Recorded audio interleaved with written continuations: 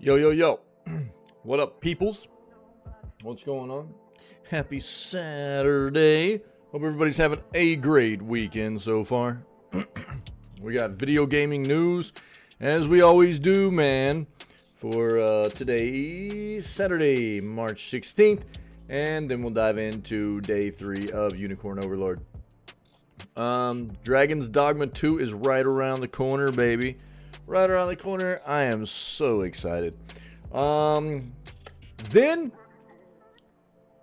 next title for us is looking like it'll probably be early access play of oh, why am I tripping on it right now? Oh no.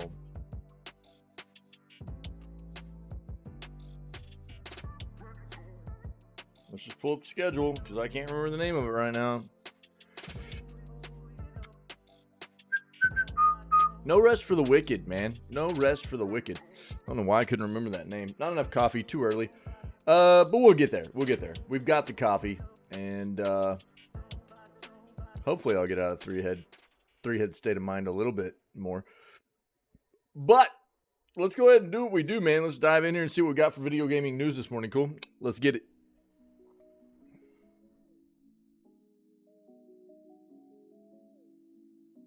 See what we can find. We actually looked at this game the other day. Looks pretty cool. Really wild art style. Squirrel with a Gun's got a release date window now. That's cool. What's up, Davey? How you doing, buddy? Yeah, this debate's been going on for a while now. Tech sparks debate over AI stories in games. Games made by soulless machines. I don't think that anybody's expecting AI to not be incorporated in video game development at all. I think that most people are realistic about the situation and that it's going to be a more efficient way of building games. But most of us that are passionate about gaming, we definitely want it to be done in ethical ways, you know. And we want the opposite of the soulless feels. You know, we want meaty, heartfelt narratives to be in the games. We want, you know, we don't want it to just be everything to be just automated, everything to be just computer derived, you know. Because it will feel like a soulless experiences. And we've talked about it so much. I'm not going to dive into that topic this morning, but I do think that the big pivot with a large of the major companies is contributing to an amount of the layoffs in the industry too. I do. Oh, you work today, bro? Sorry, man.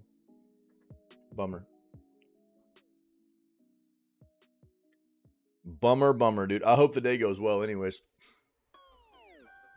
I'm still trying to wake up too, if it makes you feel any better.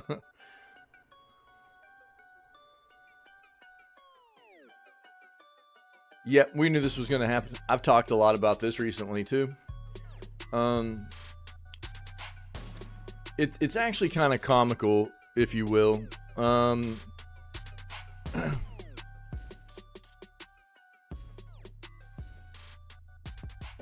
How many developers will try to, you know, I mean, I used this same sentiment in a, you know, video I have on YouTube right now regarding WB. Warner Brothers scapegoating their, you know, faults on a game like Suicide Squad and its failures to do well on a segment of the industry rather than them just not making good content, right? And this is the link to that if anybody wants to check it out. But one of the things I note is that it's so funny that there's always developers that are quick to go, oh well, our games didn't do good because they were in a saturated, volatile part of the market. Look, I'm here to tell you, every single part of the video gaming industry is saturated and it's volatile, meaning that you have to make yourself stand out, and the way you do that is with good content. So the other thing that's really funny on the other side of that coin is there'll be developers that go, oh well, that genre is dead, like CRPGs, like with what Baldur's Gate 3 is, right? That genre of game. There'll be a lot of developers that are hesitant, very hesitant to make a game in that genre because they go, oh, you know, people don't want to see that genre of game anymore. It's too played out or something like that, right? Then you have a very good company come along like Larian that knows what the crap they're doing, that's been making those kinds of games for quite some time, and they've been successful in it because they make good content. And then they make an absolute amazing game, you know, a banger of bangers, if you will, in Baldur's Gate 3. Now everybody wants to, you know, ride that bandwagon, as it were, in either making a Dungeons and Dragons game or a CRPG. And it's like, oh, well, I thought the genre was dead, you know? It's so funny how that works, you know? And it's like, I actually was talking about this yesterday too, because there was an article we covered yesterday. I can't remember the name of the developer right now. The developer that made Disney's Dreamlight Valley, okay? They are making their own Dungeons and Dragons based video game in collaborating. Well, basically, if you're going to make something Dungeons and Dragons, you have to license it out with Hasbro/Wizards of the Coast. And so that's what they're doing. They're collaborating with Hasbro, Wizards of the Coast. They're licensing out Dungeons and Dragons, and they're making their own game. And so I talked about this yesterday. It's funny that everybody wants to ride the coattails of what Baldur's Gate 3 did. And it's not that Dungeons and Dragons wasn't already popular, right? But in the video gaming industry, for sure, Larian and what they did with Baldur's Gate 3 has definitely opened the floodgates. Everybody wants to, you know, ride the hype train of what's going on with Dungeons and Dragons right now because of Baldur's Gate 3. And what I was telling everybody yesterday was, you've got to be careful now. You have to be careful, because just because a game's being made in the universe of Dungeons and Dragons doesn't mean it's going to be good, right? Obviously, people have this love for Dungeons and Dragons, and Baldur's Gate 3 was very good, but don't get it twisted, and don't let yourself get baited. Not every game being built in that universe is going to be a banger. You know, this is what these companies love to do, whether it be a universe like, you know, something out of the Tolkien universe, you know, Hobbit, Lord of the Rings, or, you know, Star Wars, or I mean, it could be anything like that, man. These companies work off of those franchises and those universe stuff, the Marvel stuff, the DC stuff. They do it on purpose to bait people, right? And quite often you'll see it happen where a lot of companies will follow up a very big, very good game built on those universes to try and play off people's hype about what has already come before them. But usually what you get next isn't necessarily going to be something that matches up to what we had previously. So people need to be careful about that.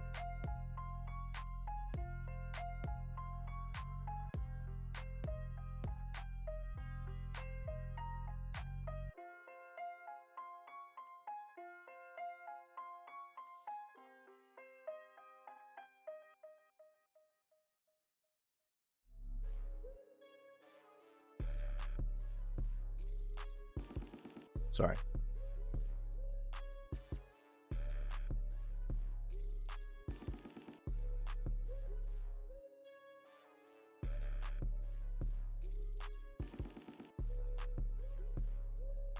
Gaming Bible is clickbait.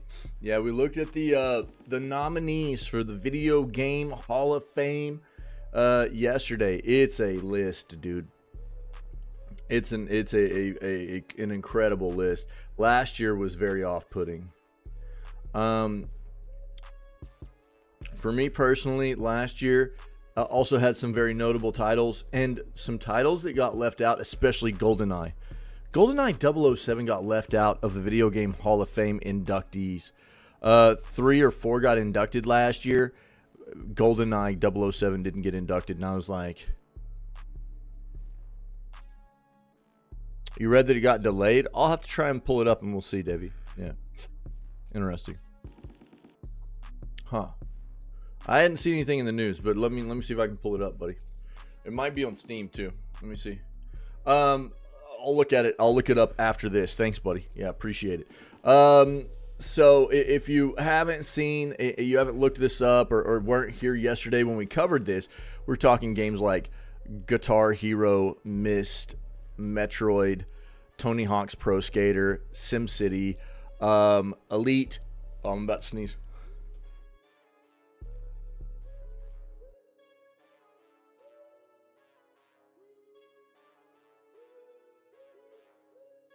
Oh, I'm so sorry. Dude, my allergies are going crazy. I'll just pull it up. Ultima, You Don't Know Jack, Neopets, Asteroids, Resident Evil 1, Myst. Dude, it's just an incredible list of iconic games that are nominated this year for induction into the Video Game Hall of Fame. I think this is like the 8th year they're doing it, I think. Something like that. Something like that. It's an incredible list of games. And I can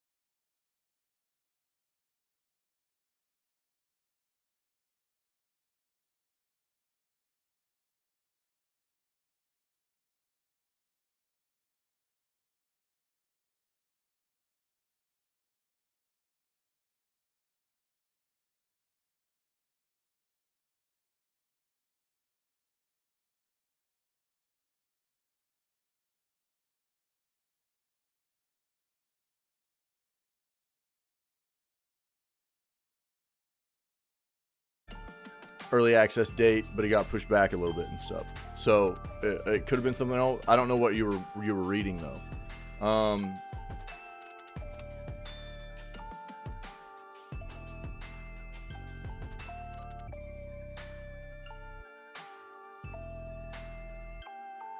You read this? Yeah, that was from February 8th, man. Yeah. Yeah.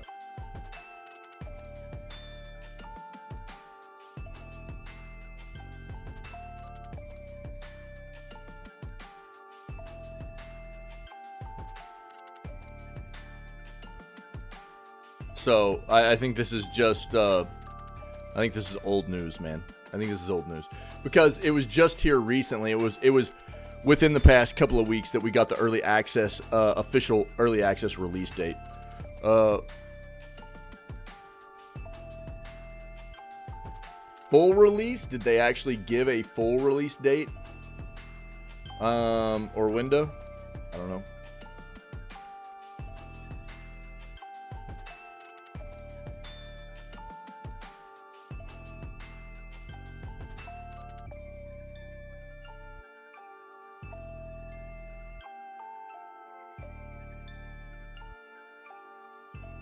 While we have an idea of how long early access development should be, this may change based on feedback and the desire to reach the moon level of quality. We'll be sharing updates along the way. I think you just gotta, even if they had a window, you'd need to be very grain of salt with it. It depends on a lot of things. Yeah.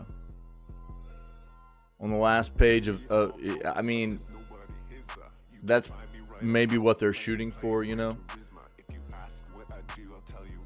But again, I think that if that was a definitive date, it would be on their Steam page right here for as approximately how long will this game be in early access.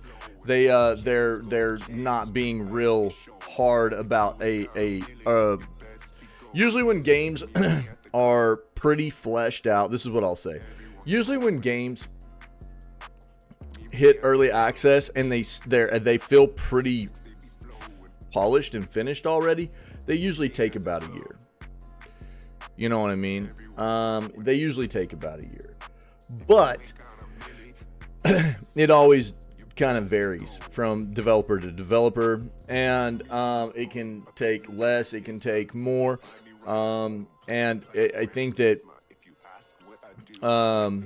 usually if they know exactly when they're planning on releasing, they'll put it on like the Steam page early access, right? Like, because they always ask, how long is this game going to be in early access? And that's what this paragraph is.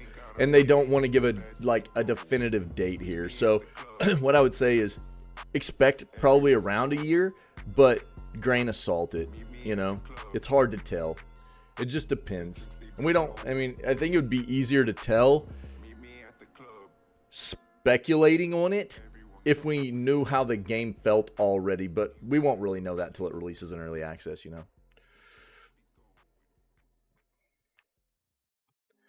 But what we can pull up, which is really cool, is that there is a offline mode. I didn't see this.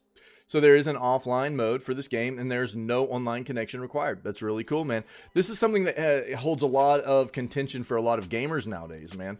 And that's going to be something good for a lot of gamers. A lot of people like for their for games to have an offline mode, you know, and that's nice.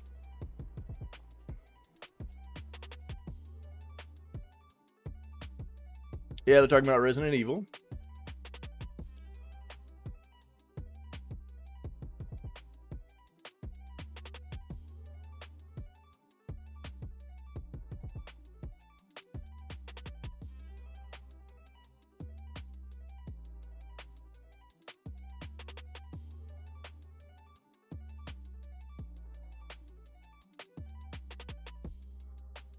I'm really excited for that game though, dude. Really excited. The thing that's crazy for me is like my schedule is a little bit, I might have to start it a little bit late. We'll see. If you notice, so I'm having to go, you know, we're going on a family vacation in April. So the stream's going to be down. Stream will be down around this time. And No Rest for the Wicked starts on April 18th, early access. Now, I might potentially be back in time for the 18th, but I don't know that for sure.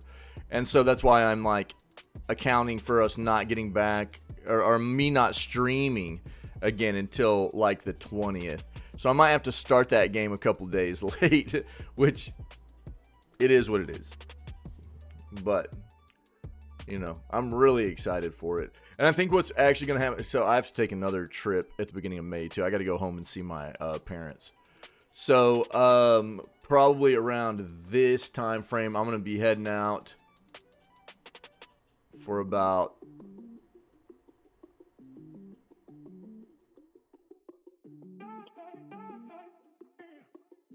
most of the rest of what Sons of Forest would have been there. So I'm probably just going to play No Rest for the Wicked for the first week of May as well. I've got to update this though. I've already talked to Pinky and Murdoch. We're going to be delaying Sons of the Forest here until June, July, or August. Ghost of Tsushima is still going to be getting played here, as I'll be back before Ghost of Tsushima releases, but I have to make another trip, which is going to take the stream down for a little bit, unfortunately, but it's for a good cause. My parents need me to come home, and so I'm gonna go home and see my parents. So a little bit of some changes coming for the schedule. Hope PlayStation gets an early access demo type of thing. I don't know. Twitch that controls that car Twitch integration, dude. Yeah. What's up, buddy?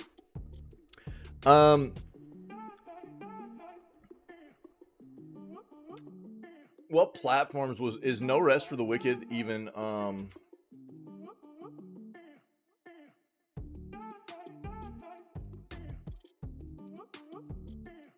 Editing Lethal Company clips? Nice, dude.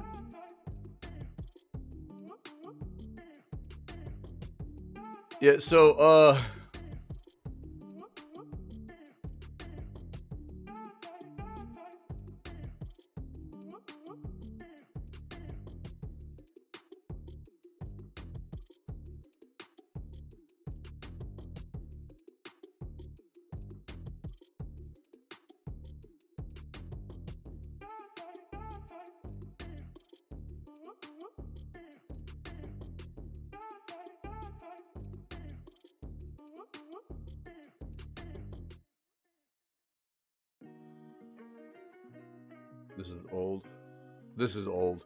This is old. I mean, even though it is releasing on PC, PS5, and Xbox Series X and S, usually the early access portion is only on PC, you know. But that doesn't mean that there won't be some kind of like demo play or something. It's just usually much more likely for the early access kind of trials and stuff to be on PC, you know. We can keep hoping, can't we, Davey? For console players' sakes, you know. It doesn't necessarily affect me, but I know that affects you and some other people as well.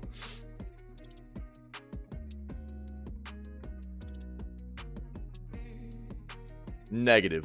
No. This is the way early access usually goes is most of the time, if you buy into playing a game in early access, you get it at a reduced price point over what the full game will cost when it full releases. Well, I mean, I don't think that they're just going to let you play an entire... Because usually in early access, most of the content in a game is there. Most companies aren't going to let you just play an entire game for free unless it's actually a free-to-play game, you know? So what they do is they go, yo, we've got this game. We're pushing it out in early access because we want some feedback. If you buy into the early access, you'll get it at a reduced price point over what it will cost when it full releases, you know? Unacceptable! No, I actually see it as a better thing. I see it as actually a much better incorporation. Most of the time, early access is a great way for developers to continue to develop their products, and I don't see it as a fail, actually. I see it as a win over console. No doubt about it. Because it gives developers a way to incorporate game players, as a piece of the development feedback process, right? Yeah, so... Warzone Mobile soon? What a piece of dookie soup. Yeah, Davey's trying to troll me. Now we got Soup in here going to be inciting violence too.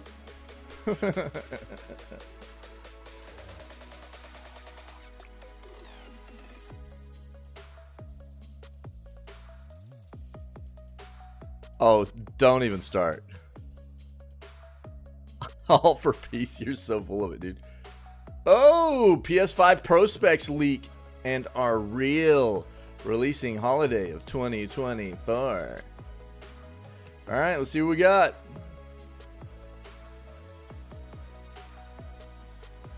Games releasing day one on PlayStation 5 Pro.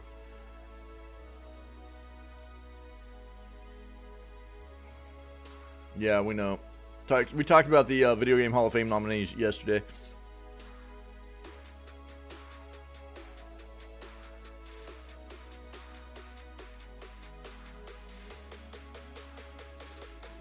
Yeah, we've talked about the SAG-AFTRA stuff that's probably about to break out with a strike in the games industry too.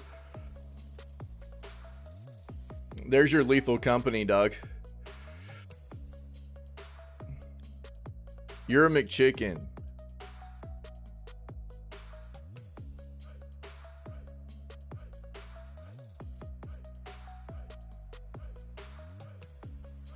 Yo, here, once you're done with your quadruple A supermarket simulator, you can go play bakery simulator on PlayStation.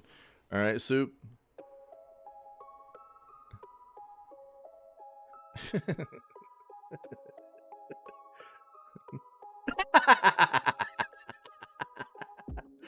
Bro, whatever, dude. I know you're playing that game on the constant. You're trying to tell me you're not, dude. Whatever.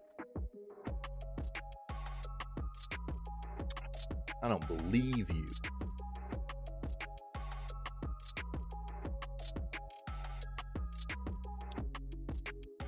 Pinky, is this your news outlet? Pink News? Did you start this?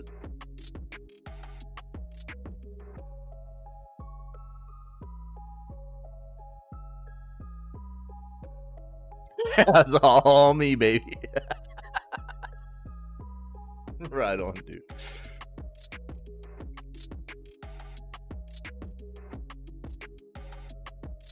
Won't believe how little Ocean paid for RoboCop's global video game rights. Let's take a look at that. Oh, Jesus. Marvel's Black Panther game dev faces backlash after admitting to not hiring white developers. Interesting.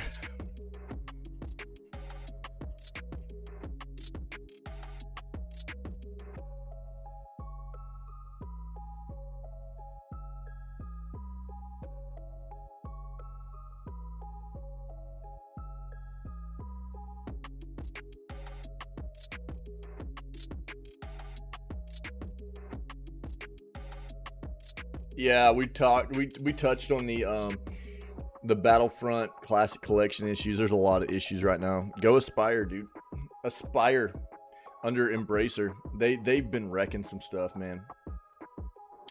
This is gonna be on Fanatical, I think. You can go check that out.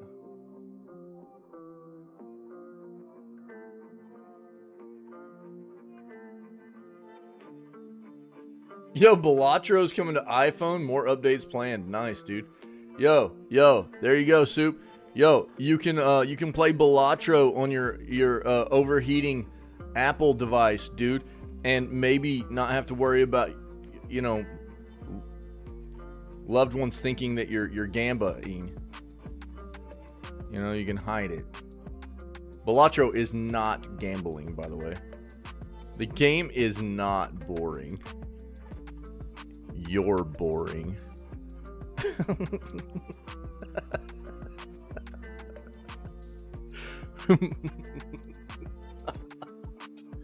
Whoa! Whoa! God dang! So much violence. More like 2036, dude. What is this, bro?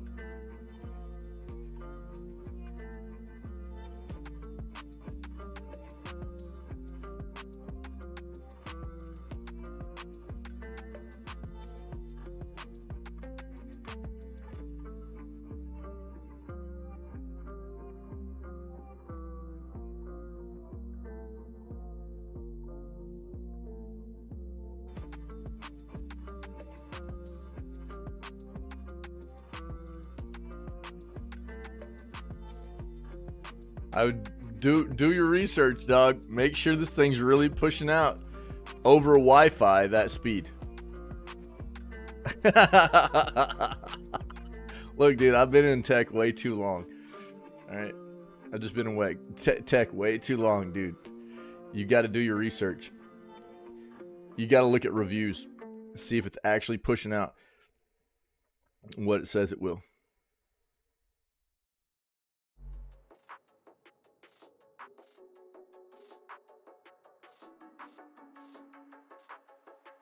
Oh, nice, dude. Former Battlefield director has nothing positive to say at all about EA after leaving.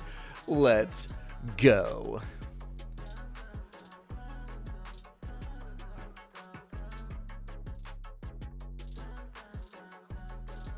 I've seen enough routers to know that you're a bricked router. All right?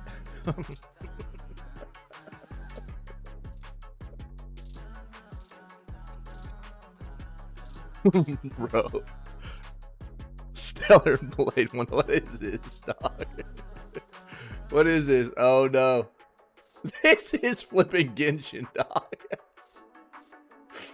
Stellar Blade 1.0. It's a flipping, it's Genshin Impact, dude. What? Stop it, bro. Oh my god. You're a trip, dog.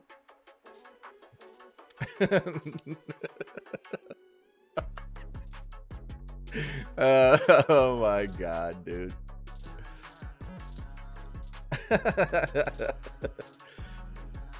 No.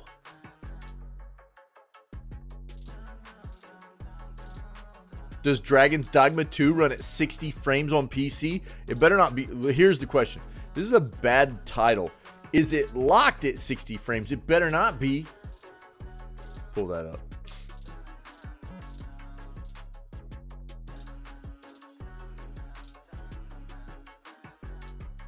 I mean, 60 frames for that kind of game would be fine. I'd rather play it at like 90 or 120 though. Uncapped 30 frames. On PS5 it's suffering. It's because PS5's a paperweight, dude.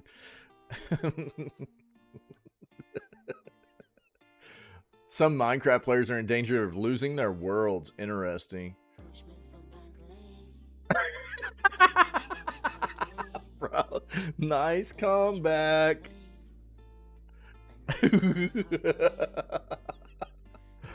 Oh, bro. Game Loft working on. Is this not the one we talked about yesterday?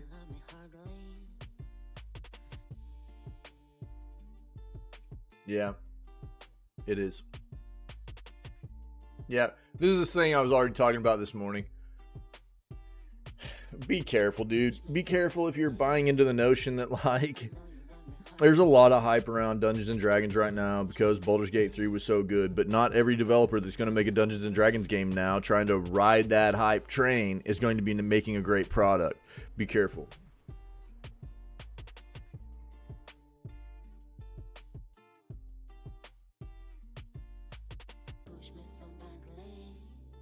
You just don't know what good video games are. That's your problem.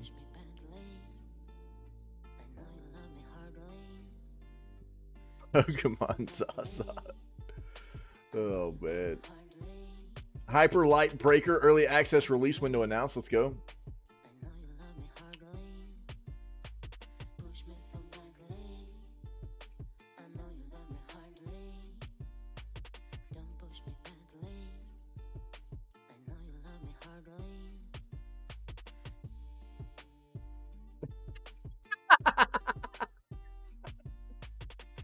Dude, bro.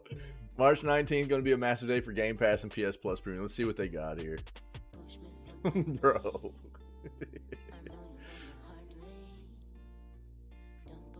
Epic's boss Tim Sweeney called Valve executives assholes over Steam platform fees. Really?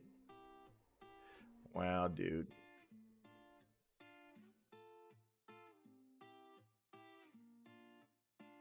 Trying to be the baddest one. Bet the star, the loudest one. Bending all the rules in this game. So Pocket Pair, the developer behind Palworld, has apparently been quoted as saying, "A game without a multiplayer mode just doesn't feel right in the era we live in today." I don't know that I agree with that. I don't necessarily agree with that.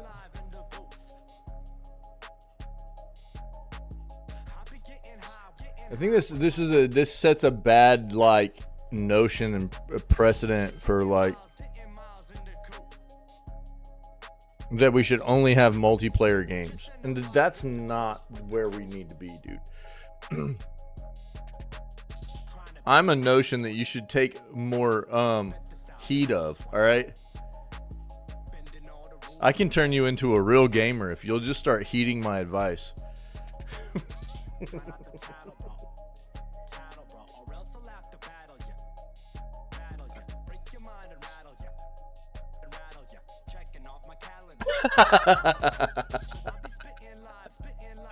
Oh, dude.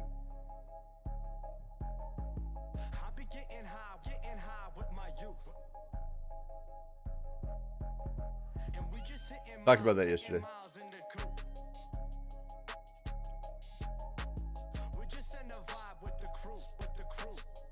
All right, let's dive in here, man. Let's see what we got for this Saturday. Hyper Light Breaker starts it off for us, getting an early access release window. Heart Machine has announced that Hyper Light Breaker, the prequel to Hyper Light Drifter, will release in early access later this summer on PC. The follow-up to the 2016 original is a co-op roguelike game that moves the series to a fully 3D environment. The game will allow players to either play solo or with friends against hordes of enemies and intense bosses.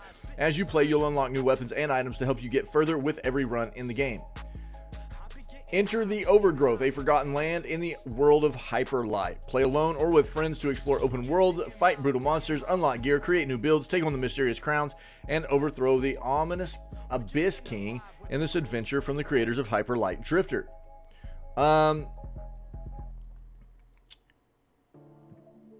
Let's look at the trailer for this real quick.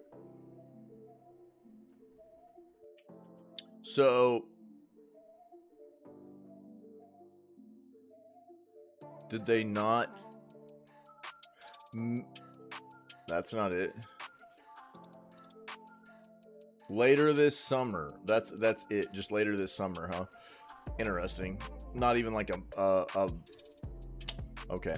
That's not exactly what I was hoping for there. But this is Hyper Light Breaker. If you haven't seen this yet, let's kill the music for a moment. Take a look.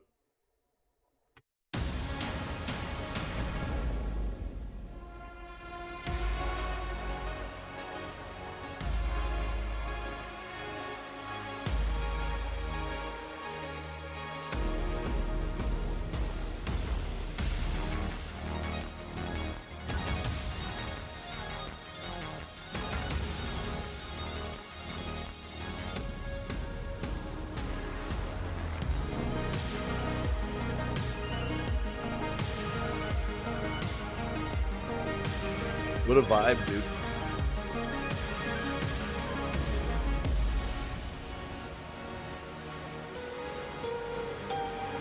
I think it looks pretty good.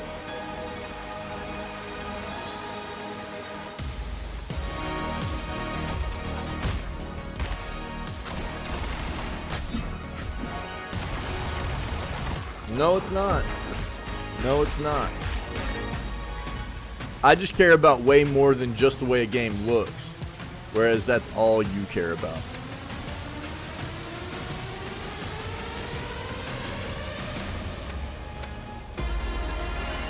I can turn you into a real gamer. You've just got to heed my advice. You just got to listen, you know?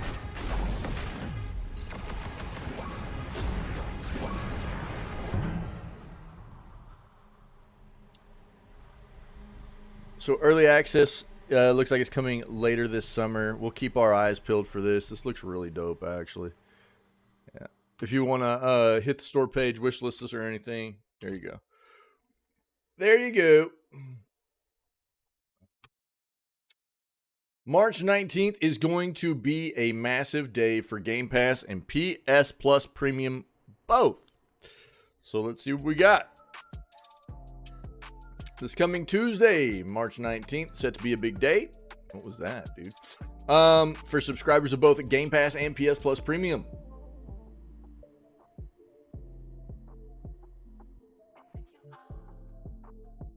Game Pass will always beat PlayStation Plus? I think that's what you were looking for. March 19th is a big day for Xbox Game Pass and PS Plus, with new games coming across various subscription tiers. Xbox Game Pass offers core, vanilla, PC, and ultimate tiers, while PS Plus has essential, extra, and premium tiers for subscribers. New exciting games like Lightyear Frontier and MLB The Show 24 are coming to Game Pass, while PS Plus Premium gets a lineup of 13 games on March 19th. Regardless if one is on Xbox or PlayStation, March 19th is going to be a big day for subscribers to both Game Pass and PS Plus. New games are added to Game Pass and PS Plus regularly across the various tiers that the subscriptions have to offer. Game Pass subscribers can choose from the Core, Vanilla, PC, and Ultimate tiers. Core has a much smaller selection of games, also gives subscribers access to online multiplayer, while the Vanilla Xbox Game Pass represents the standard console offerings. Game Pass is Game Pass on PC, while Xbox Game Pass Ultimate gives subscribers access to everything in the previous tiers, plus EA Play games and exclusive perks.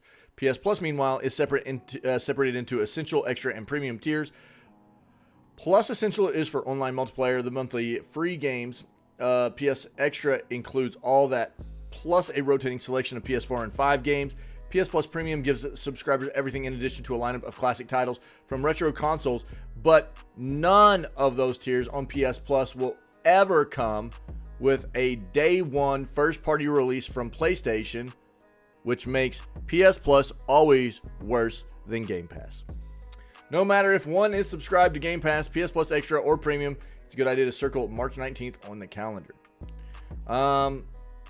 Tuesday, March 19th is going to be a big day for Game Pass thanks to the release of two brand new Day 1 games. First is Lightyear Frontier, an open-world farming game with a sci-fi twist. In Lightyear Frontier, players can team up with 3 other friends and use mechs to complete various farming tasks on an alien world. Lightyear Frontier will be releasing in early access when it hits Xbox Game Pass on March 19th, so fans should keep that in mind, though early reactions to the game have been mostly positive. So mostly positive, meaning probably somewhere between 70 to 80% positive. This is a look at that, and then obviously MLB The Show. That's not true, Davey. That's not true. That's not true. Nope.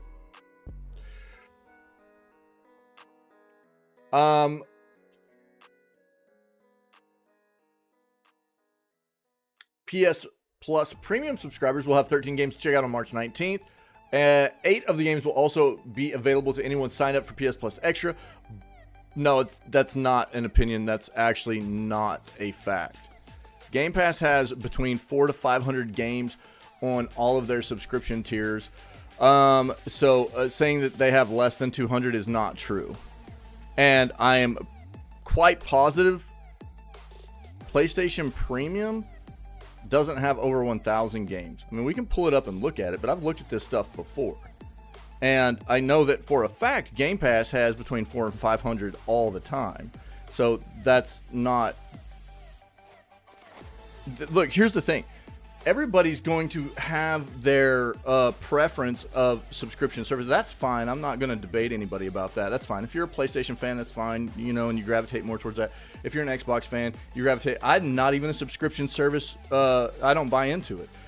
Normally, occasionally I have, briefly, but I don't really care for subscription services. What I will tell you, PS Plus will never stand up to what Game Pass offers as a subscription service until they decide to go ahead and give day one first party releases. That's just a fact, dude.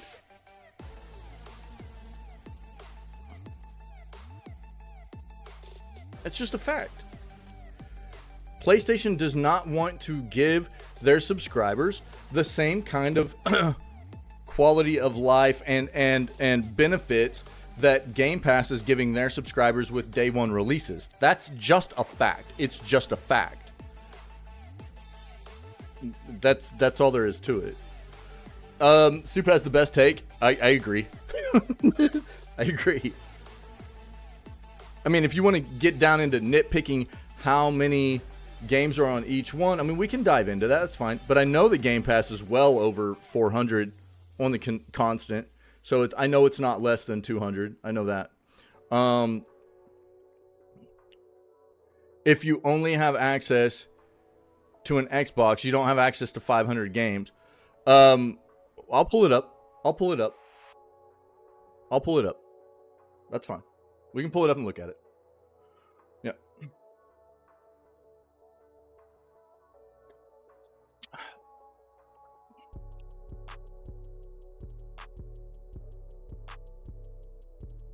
I'm not gonna, again, I mean, the way that I approach this stuff is from a consumer point of view with trying to take biases out of it. So I know there are people out there that have a preference towards one or the other. They're going to get upset whenever I throw shade. But here's the thing. When it comes down to it also, and I'm going to finish this article and then we'll dive more into this debate here. Game Pass has been offering this subscription service since 2017. They've PlayStation has finally decided to follow suit over the past year to year and a half, and they don't offer the same kind of, quite obviously the same kind of quality of a product in a subscription service that Game Pass does, especially considering you don't get day one releases from PlayStation on the subscription service, where Game Pass you do from Xbox. But PlayStation, within the first year of that service being out, they wanted to raise the prices, even though they don't offer the same kind of product that Game Pass does, and they haven't been out as long as Game Pass has. They wanted to raise the prices by 25 to 30% on consumers. Come on, man, why? You know what I mean? That doesn't make sense. From a non-biased point of view of somebody who dives into this industry, they're not providing the same kind of service that Game Pass is, and they're trying to charge the same or more for it. It's weird. It's a weird look. Anyone that wants to get the most out of their PlayStation Plus subscription will definitely want to make sure that they are signed up for premium so they can enjoy everything the service has to offer. Extra and premium tiers. Now, I'll tell you this, Blood Bowl 3, we've already touched on this, is a bag of garbage. You're probably not going to enjoy this game. This game was a big disappointment for most people.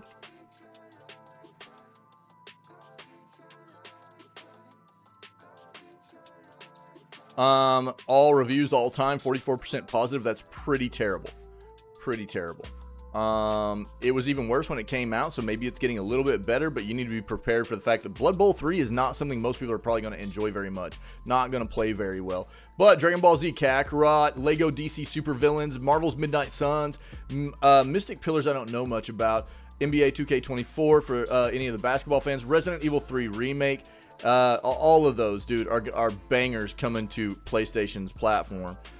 So there's a lot to like there for subscribers. Yep. I agree, Pinky. Yep. Yeah. Yep.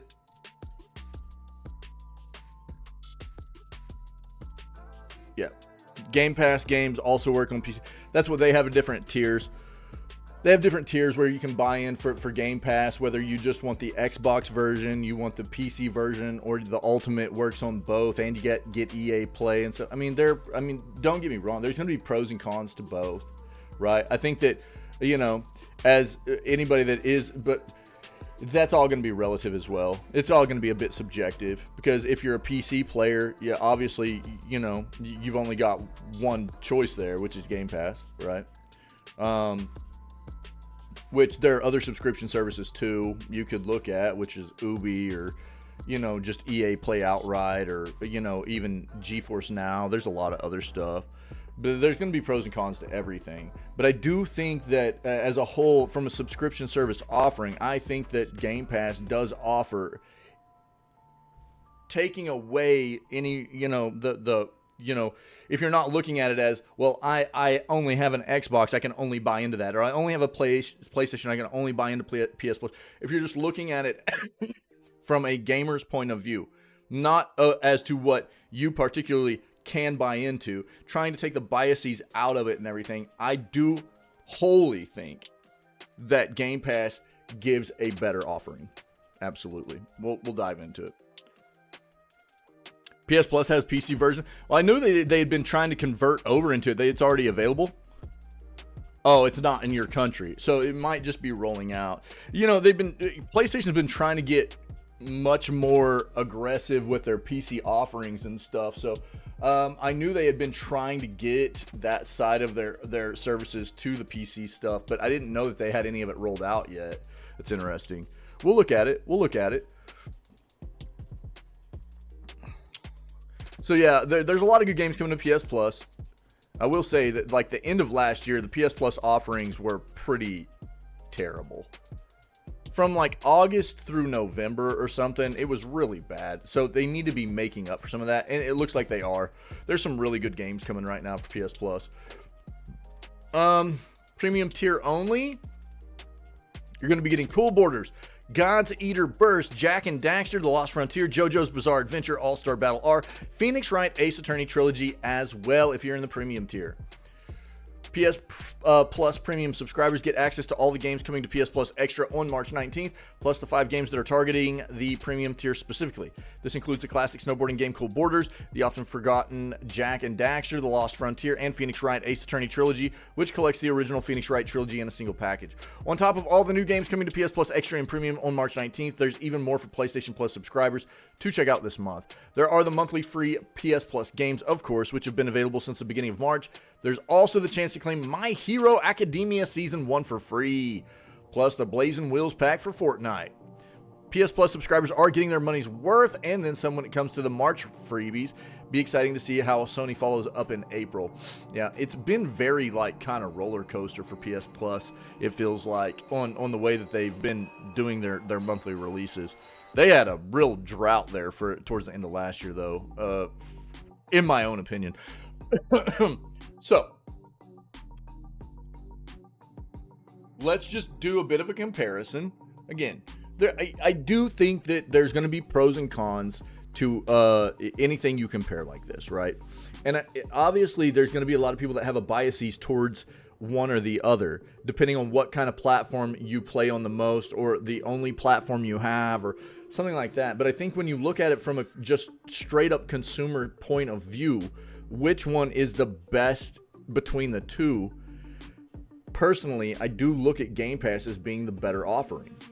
And I think the big reason why is because Xbox does give you day one first-party game releases on the subscription service. And PlayStation has been very, very public and very open in saying that they will never, ever do that.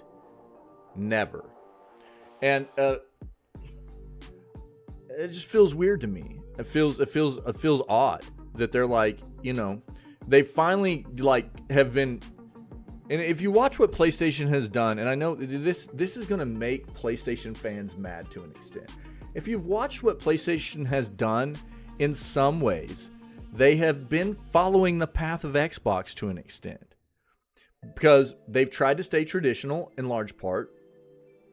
But the way that Xbox has moved around navigated the realm of trying to remain competitive in the console side of the market, right? Meant that they had to be more inventive. They had to be more creative in ways to compete with PlayStation specifically. And so what did they do? They came up with different services. They got cloud gaming, they got their subscription service up, stuff like that. And you know, then you see PlayStation slowly following suit with some of these things. Not because they necessarily wanted to, but because they felt like they needed to. Changing over to where now they're offering their stuff on PC as well, you know, which obviously was always going to be an easier thing for Xbox because they are Microsoft, right? But PlayStation sees it. They can't help but do it because it's Xbox has kind of led the way. They've changed the way people are approaching gaming in different areas. And PlayStation has kind of, and Sony have kind of had to go, okay, we've got to kind of follow suit with what Xbox is doing to an extent here, you know. So let's go Xbox. We'll just do the highest tiers, right? Ultimate, Game Pass,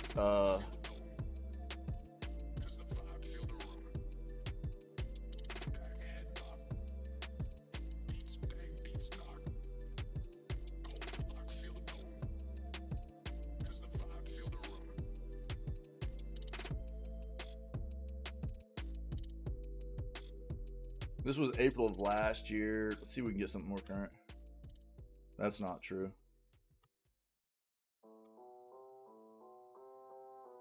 That's not gonna do it.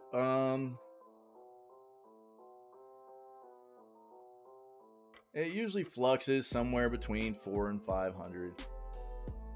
Game Pass website shows 446 for Xbox Game Pass, 405. So it usually sits somewhere between 400 and 500.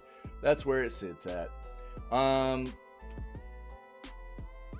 Premium is the highest tier for PS Plus, right?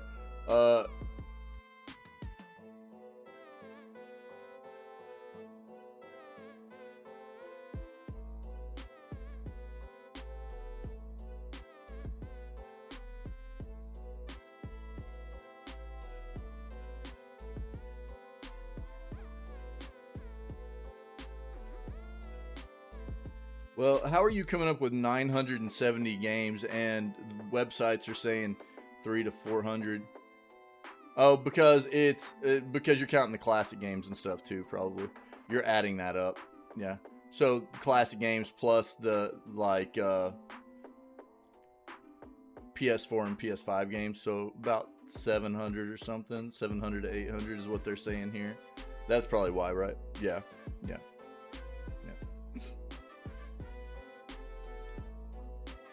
I don't know if that ultimate tag was going to be including all the older Xbox games you have access to either.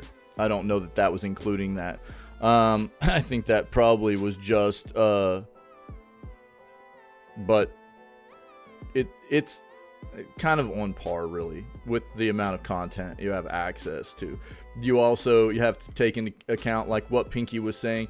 I think dude, where is PlayStation Plus at with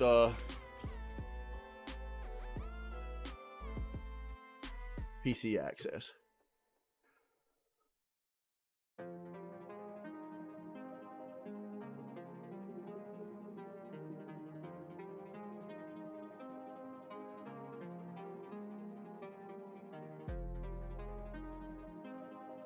March 19th, you've just got some games hitting PS Plus.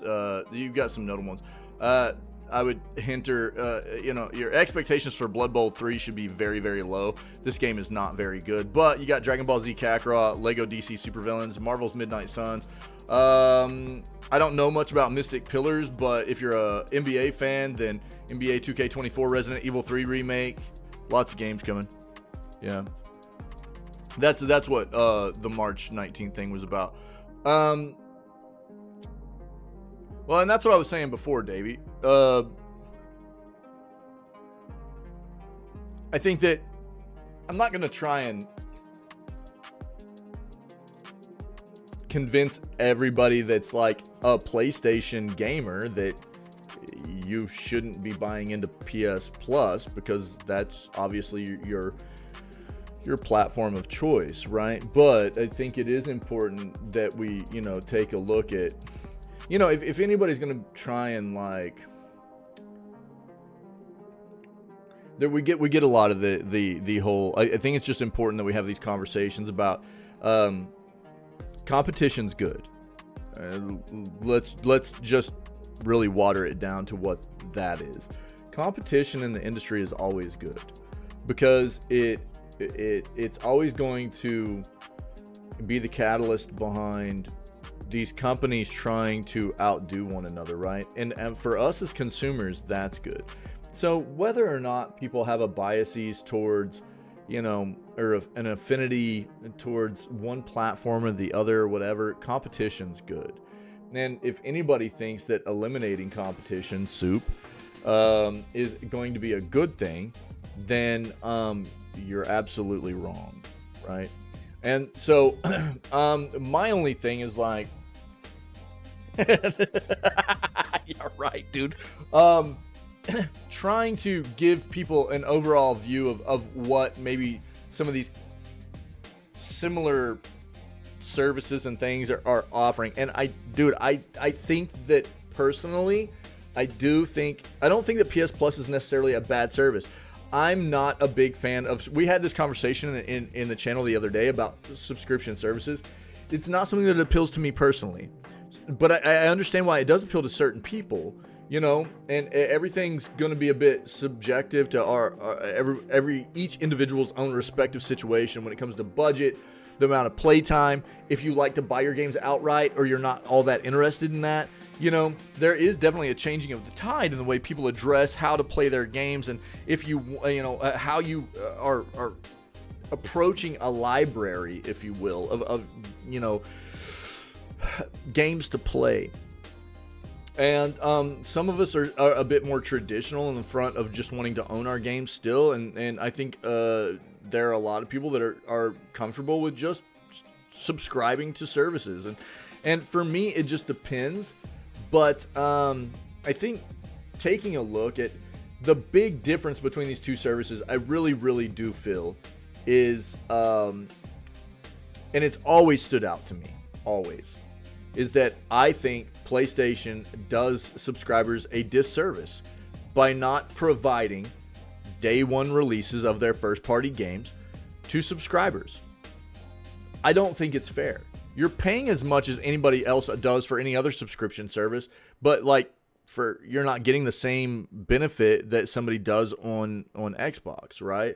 It doesn't feel right. It doesn't feel right, Other than that, I think that the services are kind of on par, with one another. How is the it does look like PlayStation Plus does have a PC client now. How long has that been going on?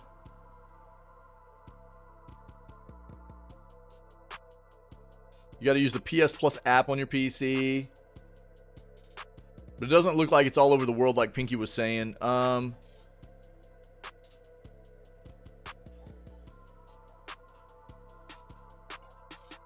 I wonder how many games, it's like, here's the thing. I doubt that the PS Plus PC stuff is as elaborate as the Game Pass stuff is, and it's mainly because Xbox is, and Microsoft, they've had PC integration for so long. I feel like PlayStation's probably still trying to flesh all that stuff out. So navigate PS Plus PC app and stream PlayStation Plus games on your PC. So I think that the FAQ here is probably going to say,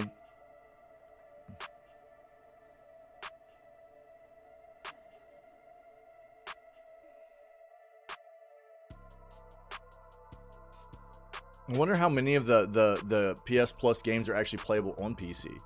Yeah, YouTube. Yeah, dude. No. Yeah, there's no contention here. Yeah, it's all about trying to make sure we all have the facts. You know what I'm saying? Yeah. So, We're all good, brother. Yeah. I appreciate the feedback and the talks and us trying to like flesh out these ideas. That's all it is. You know what I'm saying? Soup, you don't be a butthole, dude. God dang it, don't listen to Soup, Davey. Hey man, I hope you have a good day at work, man. Stay safe. God dang it, Soup. Yeah, appreciate you, brother. Yeah. So I don't know. We'll have to look more into how the PC or the PS Plus integration is going for PC, but I don't know. It was a good talk, man. It was a good talk. But I do think that facts are important. I do, you know. So I think that over time, people maybe just do naturally get numbers mixed up or certain aspects of something mixed up, especially when it's not their main thing that they use or whatever, and it happens. But trying to, and dude, it'll happen to me too, no doubt about it. So just trying to make sure we're all on the same page and getting the facts straight and not spread misinformation, something I try to do very, very much for us, you know. But that was a good talk. That was a good talk. And I think, Pinky, I think you're right. I do think that the PC side of things for Game Pass is probably much more ingrained, much more intuitive and seamless than something like PS Plus has. And I think that's probably a big draw for PC gamers, dude. Davey, nice, dude. What is this, bro? This is me. Oh, Jesus.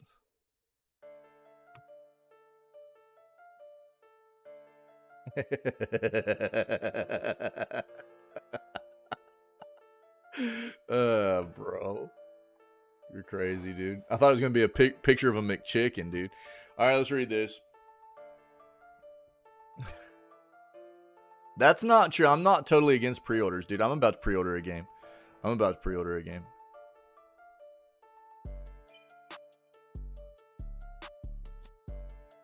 What game do you think it is, dude? It is a AAA game. But it's because I'm comfortable in what this game is going to be bringing to the table. Yep.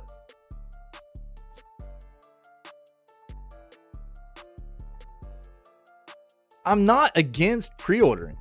What I'm against is everybody buying into, like, pre-ordering a piece of crap game like Suicide Squad, even though most of us knew it was going to be a hot bag of garbage.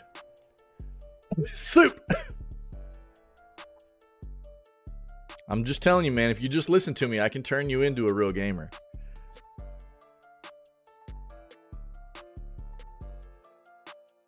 But Dad, I couldn't help it. I got to be a final beta tester and get 3 days of early access. But I couldn't play it because the servers were down.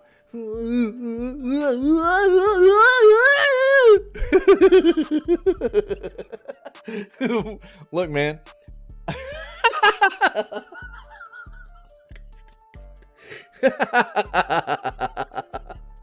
Truth hurts, dude. I think this is what I try to tell people all the time.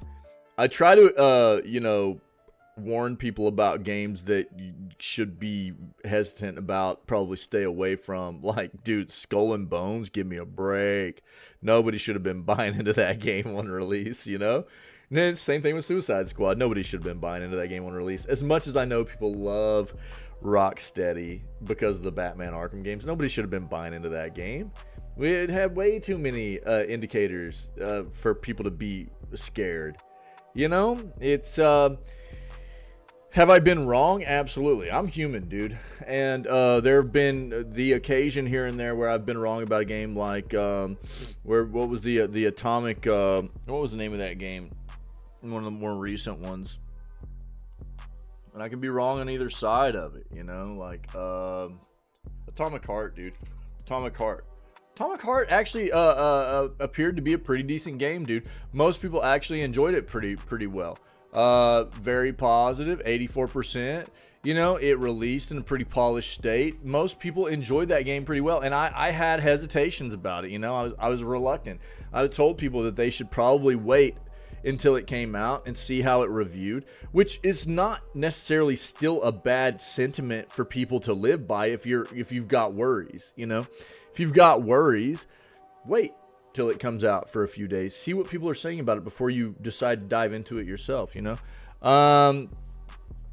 The dialogues were a pain. Well, you know, we all have our own respective ideas about, you know, how good a game is and stuff, and that's okay. But as a consensus review point, it looks like most people enjoyed it. But it's 85%. There's going to be 15% of people that didn't really enjoy it. You're one of those people that were probably a little bit below that baseline, you know, and I respect that. But I think, you know, what I tell people all the time, what I'm trying to get at here is that it's not like I don't pre-order games ever. I just only pre-order games or buy day one from companies I trust. That's it. I think that's what people have to start doing. Otherwise, it keeps exacerbating issues that we deal with in the industry as consumers all the time. The kinds of stuff you keep feeding into, Soup. You know? So for me, with Dragon's Dogma 2, Dragon's Dogma 1 was a banger. I actually trust Capcom. I think Capcom, even though there have been some things that have come out about Capcom in the way that they're starting to run that business in regards to how much they want people to pay for games, and Exoprimal was disgusting to see. Their content's really good. They release their games in polished states. I don't have really any concerns about what Dragon's Dogma 2 is going to release as. I think it's going to be fairly polished. I think it's going to have great content, and so I'm going to pre-order it. I don't feel concerned about that, you know. You are though. So I think that's the thing that people have to start, you know, paying attention to. Personally, that's where I'm at with it. And, you know, I'm fine with, as long as people are comfortable with these companies have shown you that you can trust them. By all means, man, buy into them. If you can trust them and they're worth supporting, buy into it. But if they're not and they don't, then don't. You better knock it off. You got that violence going on this morning. Okay, so let's get into this. Epic boss Tim Sweeney called Valve execs assholes over Steam platform fees. Emails from Epic's CEO published as part of a lawsuit Valve's currently fighting. Interesting. Ahead of the Epic Game Store's launch in 2018, Epic Game boss Tim Sweeney called Valve executives assholes in a heated email concerning platform fees. Valve has traditionally taken a 30% share of game sales on Steam, although in October of 2018, it introduced a revenue share tier system which offers more to developers if their games meet certain sale thresholds. 75%, 25% on earnings beyond 10 million, and 80%, 20% split on earnings beyond 50 million. The move seemingly riled Sweeney, whose company would launch Epic Game Store in December of 2018 with a relatively generous revenue split of 88% for developers and 12% for Epic. As spotted by Game Discover Company, the email in question has been made public as part of the discovery phase of an antitrust lawsuit filed against Valve by developer Wolffire. Quote, right now, you assholes are telling the world that the strong and powerful get special terms, while 30% is for the little people.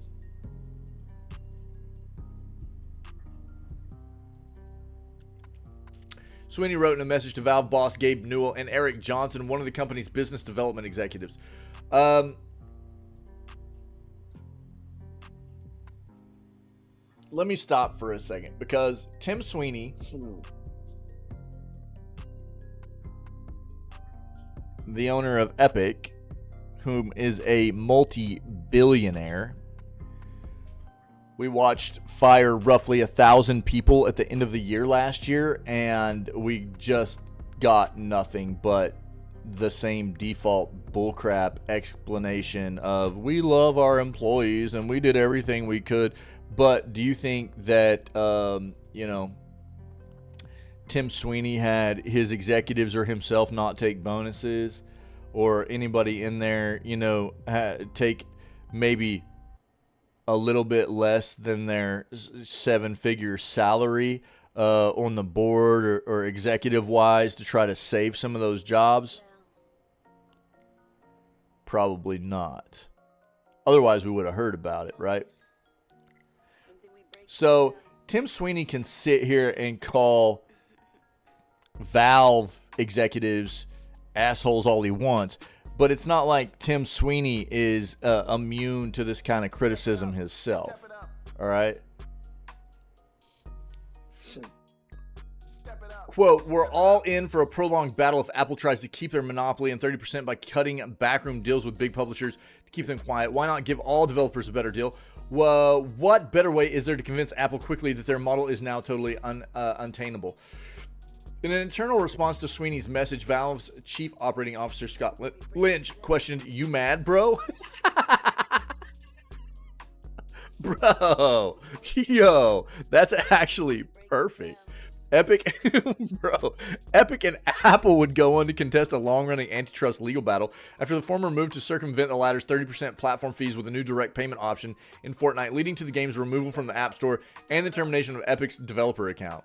Following the introduction of new European legislation designed to ensure that so-called gatekeepers like Apple don't use their dominant position in the market to stifle competition, Epic was this month reluctantly granted a new developer account.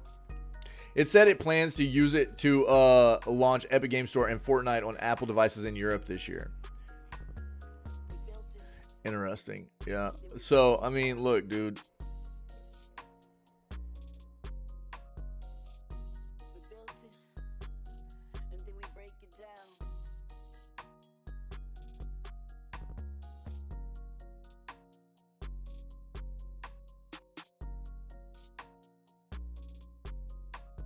Step it up. I think ultimately, you know, a lot of us, probably besides Soup, would like to see a little bit less of a imposing kind of split on smaller developers too. You know, that's a hard thing to determine because, you know, a lot of people look at and go, well, it could just be indie developers. Well, you got Larian. Larian's an indie developer, but they're massive, you know, and it's like, and a lot of this happens on a game by game situation as well. And it's, you know, I think that in this industry where we have so many juggernaut companies with subsidiaries where it's just so easy for them to just spew out games all the time, you know, and then we get these, there's so many small indie companies and stuff that are struggling to make it and bring their visions of, you know, art to us in the world of video games, that I would like to see a little bit more leeway for them, a little bit less of a split to get them going, as it were, you know, give them a little bit more capital to work with. But yeah, I know it's a hard thing to do as well. And Tim Sweeney's obviously, he's going to keep trying to make Valve look bad because Tim Sweeney's trying to promote his own platform in Epic that is trying to become the competitor to Valve in the PC gaming. The other major, there are other ones out there, don't get me wrong. There's like GOG. I'm sorry, I've never seen GOG being a direct competitor to Valve, you know. It's owned by CDPR. It's good. It's very good. It's got a great component to it in not being, it's DRM free, which is great. But Tim Sweeney really wants Epic to be something that competes with Valve and Steam, and it's not there. It's not there right now, but he's fighting for it, you know.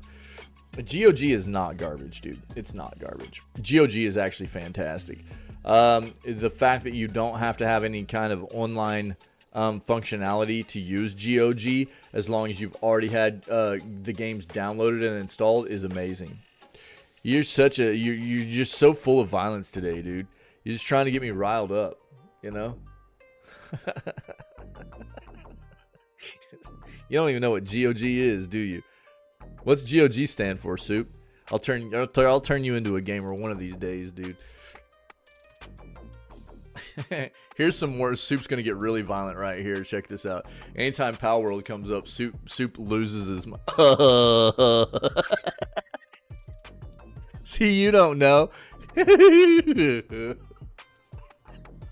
Oh my god, dude. Power World Dev says a game without a multiplayer mode just doesn't feel right in the era we live in today. I disagree. I disagree. Colleagues, we're against leaving useless bodies in the game, but I pushed through it. Colleagues were against leaving useless bodies in the game, but I pushed through. The gall of good God eating. Just admit your game is dying. Nah, this game's not dying, dude. No way. Here's the thing. This is a bad I think this is a bad sentiment for the gaming industry. I think a lot of the gaming industry is looking over the years as connectivity and internet connection and stuff has been a more prevalent thing throughout the world. Gaming has evolved to be much more connected, connection centered and minded, if you will. So a lot more games are becoming focused on a live service aspect, games as a service, some kind of online functionality. A lot of games even get released nowadays with no offline functionality, which gets a lot of critical feedback.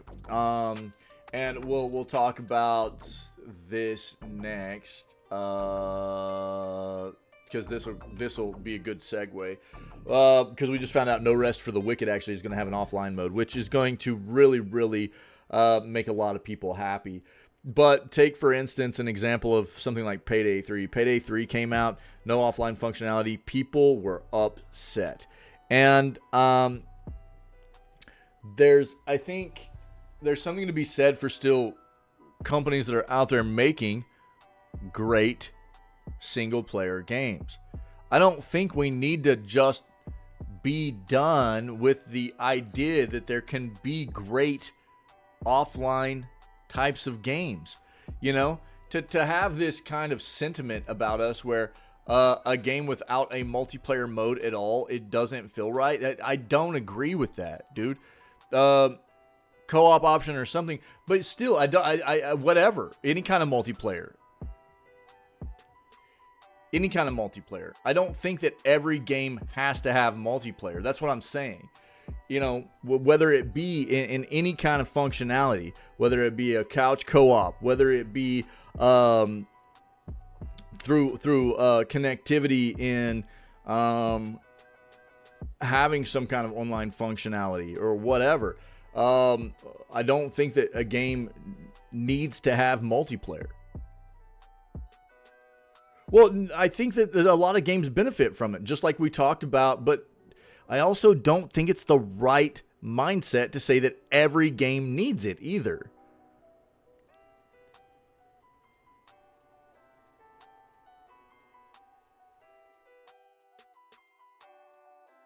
So we'll read this and see exactly, what the context is here. Like Sea of Stars is coming out. And they're putting a couch co-op mode in Sea of Stars. I think that's amazing. I love co-op. Dude, you guys know I love playing games with you guys. You know what I mean? I love multiplayer. Multiplayer is amazing. I love it so much. But I don't think that every game needs it. You know? So I don't want every developer to get this notion that every game ever made needs some kind of multiplayer in it. I think that's what's led to this whole weird situation of we've had so many amazing single-player universes like The Last of Us or Horizon or, there have been so many other, what's the Nathan Drake stuff, the Uncharted stuff. And all of them were like, oh, we need to make a multiplayer game. We need to make a multiplayer game. And they're all dying off. And I don't see the need for a multiplayer aspect on everything. I think there's still something to be said for great single player games. Like I don't necessarily God of War. I don't need multiplayer in God of War, dude. I don't need it. God of War is a banger game as a single player game. Co-op and KOC dating sim win. Yeah. But I think I love multiplayer. I do love multiplayer, but I don't need multiplayer in God of War. I love that single player experience, and I don't necessarily want that to change. And I still want great developers making great single player games. I don't want every single game to come out and make me feel like I need to multiplay every single experience. So, personally, that's me. And I love multiplayer, dude.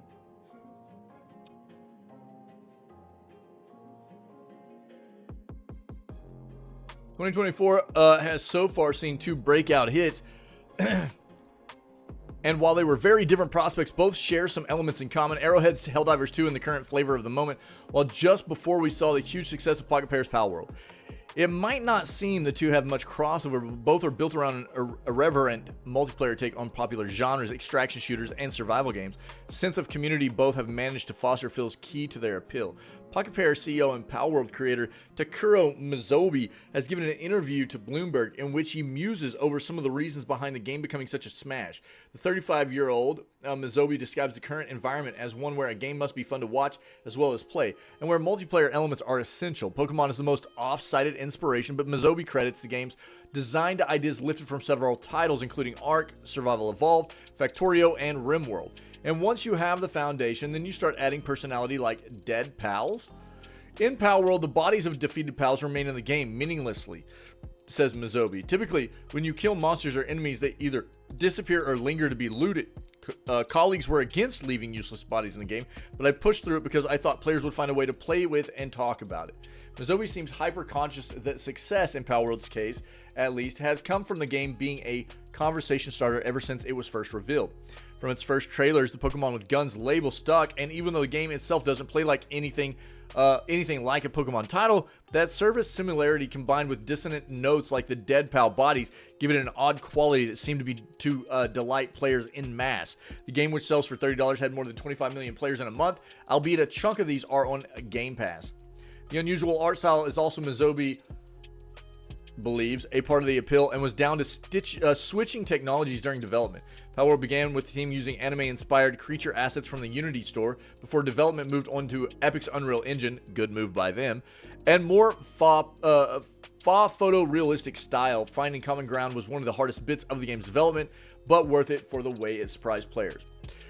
Mizobi ends by returning to multiplayer, which he thinks is not only the glue that binds all the above together, but no less than a necessity for any game that wants to recreate the kind of viral appeal that made it feel like everyone was playing Pal World in those first weeks of release.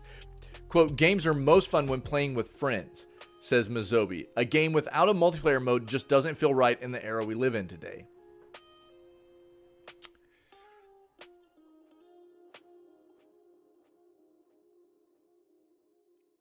Pal World is currently looking for beta testers for future content. Pocket Pair has been careful to dial down players' expectations as much as it can. The odd elements that Mizobi flags definitely persist, whether that's the developer itself apologizing for inadvertently fixing a bug, or players infinitely mounting, then butchering the same helpless creature for parts.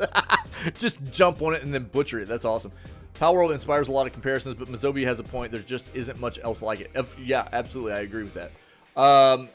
This game's phenomenal. It's amazing. I've enjoyed it immensely. I can't wait for the full release because I'm going to play it again. Here's the thing. I will agree that I'll give you an example. I said this last year whenever Pinky and I played Divinity Original Sin. The game would have been fun, but I think it was probably much more fun playing the game together. You know, I think multiplayer does quite often bring in an area of enjoyment for a game that it otherwise wouldn't bring for me. I'm not going to deny that. There have been many occasions where I have more fun playing games with my community, with my friends, you know, our community and like my friends that are here in the community and stuff like that. But I don't think every game needs multiplayer. This quote, "A game without multiplayer mode just doesn't feel right in the era we live in today." Like I said before, I don't want multiplayer in something like God of War. I don't want it. That's a game where I want that experience to myself. You know? I like that experience to myself. I want that game. I loved the difficulty of giving me God of War difficulty.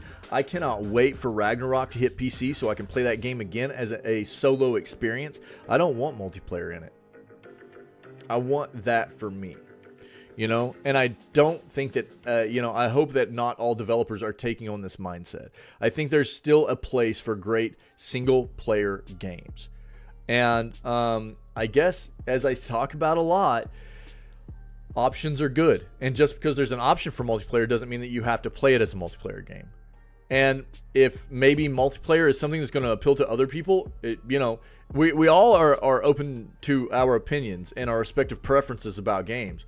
And so maybe incorporating multiplayer all the way around as an option for people is the best way to go about things. Just because it doesn't appeal to me in certain games doesn't mean, and even though I like multiplayer in most of my games, options are the best way for developers to address things. It really is. As I said before, you know, I've talked about quality of, we had a conversation here recently about quality of life in games. V Rising is getting a full release soon. I will not play V Rising again until they incorporate quality of life for being able to use resources out of your containers in your castle. It's just so mauling how much time you spend doing resource management. The developer stated that they wanted it to feel like a mini game. It doesn't to me. It feels like something that you spend a excessive amount of time dealing with, and I don't want that. I want to experience the actual gameplay. You know, there's things like that where I feel like developers, the best thing they can do is provide options for people. Give people options. And if multiplayer is what that is, giving people the option to multiplayer or solo, then hey man, that I think that just makes sense. You're catering to multiple audiences. And if an amazing experience like, for instance, God of War can be catered more to an audience. Now, I think that there's going to be a whole different kind of development process that obviously goes along with that, because you're going to have to balance for potentially incorporating, you know, multiple human players into that environment as opposed to one human player and AI controlled stuff, you know. But the more preferences you can cater towards in bringing a game to the consumer, the better, right? I do think so. But I don't think that multiplayer is for everybody. But maybe a multiplayer mode needs to be in all games. Maybe. What do you guys think?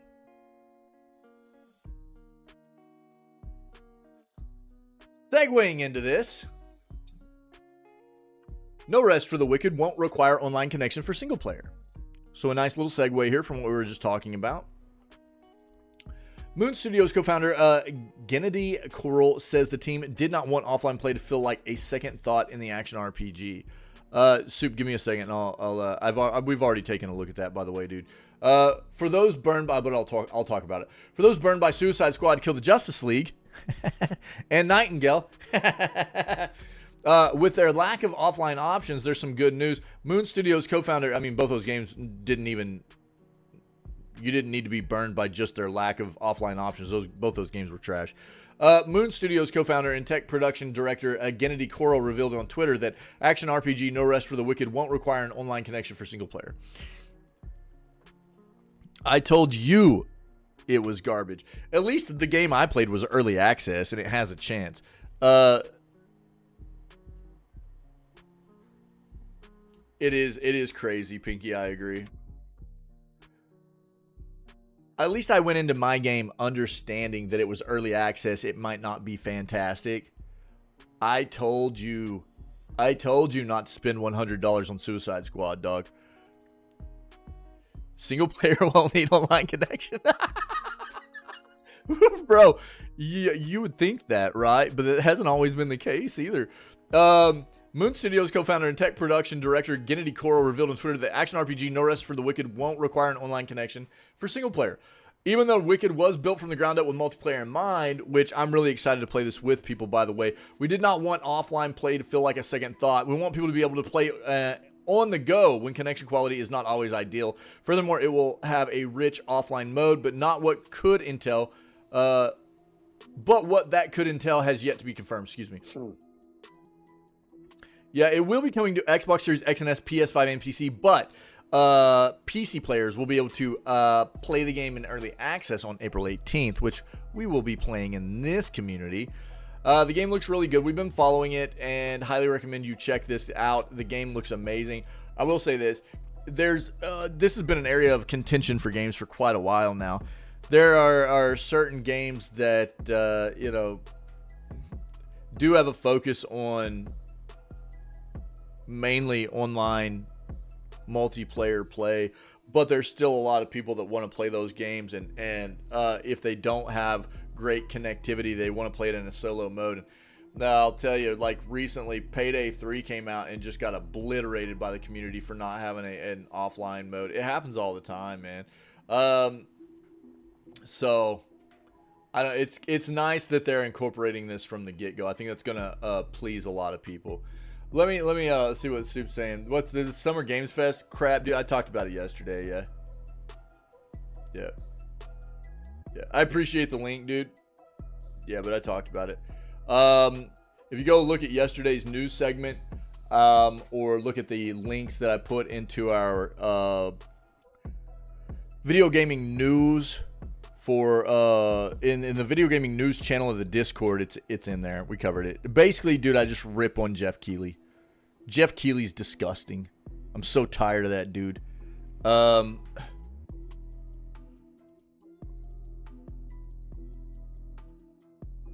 He's just a flippin' industry puppet.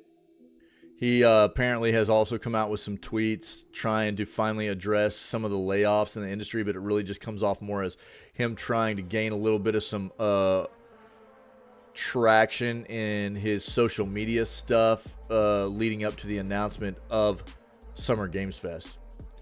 And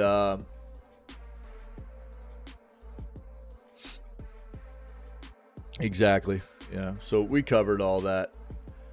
Jeff Keighley can get wrecked. He's sold out. He's been bought. He's a puppet and a muppet. And I'm glad that most of the industry, most gamers are seeing through this flipping dude. It was so gross, though. There were like certain people yesterday, too, that were like, "Thanks, Jeff. Appreciate you addressing this, man." Like just rubbing their noses in his ass crack. It's like, get a grip, dude. This guy had his chance, dude, 3 months ago, and he missed it. You know? Too late, buddy. We all see through you now. Get wrecked. Does Dragon's Dogma 2 run at 60 frames on PC? It better. As PC gamers, we want the very best performance and graphics combined because PC's better. It's just better. Yeah, it didn't feel genuine, Soup. Soup's about to get angry right now. PC's better, bro. Which usually means running a beast of a computer, but as video games become more optimized and developers put more care into their products, it's possibly to hit higher frame rates, like Dragon's Dogma 2's 60 frames on PC. Is it possible? We're going to talk about that.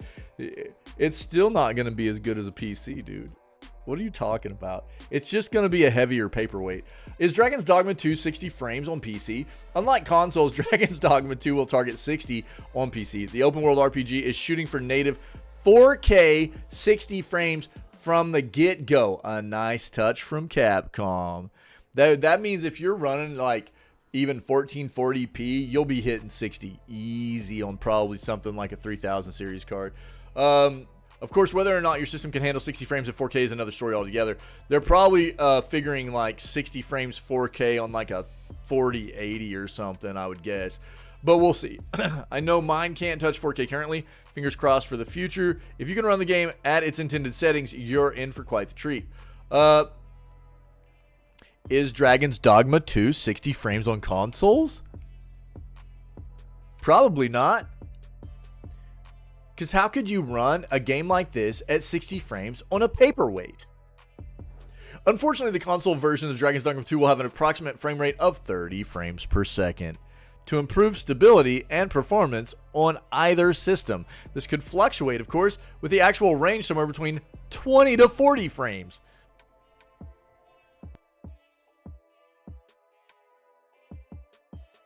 We hope this doesn't mean wildly varying frame rates on PS5 or Xbox Series X and S, but that's likely the case.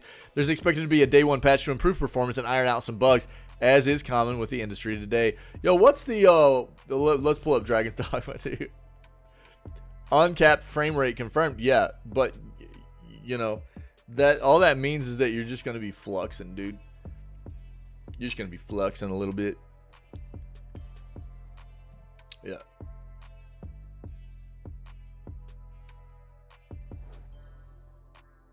There's already videos of it, is there? It'll change on release too, but let me see this. What are the requirements right now? So the PC requirements recommended i7 10700 or a Ryzen 5 3600X, 16 gigs of RAM, a 2080 or a Radeon RX 6700. Estimated performance. Here you go. Here you go. Yo, thanks, Doug. Yeah, I'll pull it up. Estimated performance. Frame rate might drop in graphic intensive scenes, but a 2080 Ti or a Radeon RX 6800 required to support ray tracing. Estimated performance at 2160i 30 frames per second. So yeah, you'll be fine with like a 3000, 4000 series card, dude. It looks like, especially more RAM, better CPU and everything too. Probably feel pretty good. Capcom, again, I think Capcom does a pretty good job at releasing their games fairly optimized, pretty polished and everything. In my experience anyways.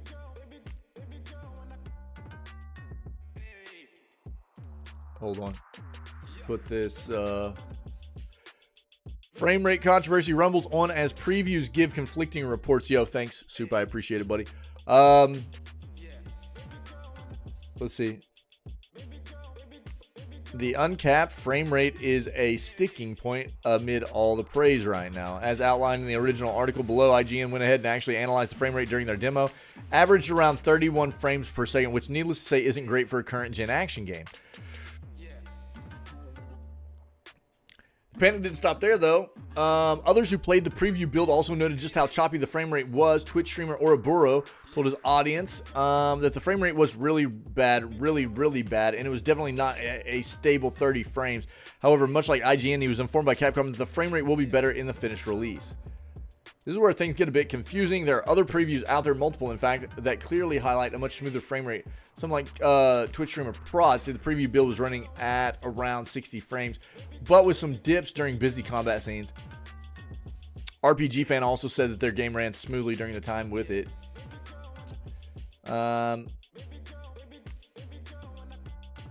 IGN said frame rate put said frame rate test in a new video. Based on what IGN played, Dragon's Dogma 2 averages 31 frames on the PS5, complete with ups and downs depending on how busy things get. Frame rate is uncapped, but it's barely approaching that hallowed 60 frames. Yeah, it needs to be noted, this isn't the final build. Capcom apparently eager to stress, and there is a patch coming to maybe make it perform a little bit better on release. So, cool. Thanks, buddy. Appreciate it. We'll see how it is on release.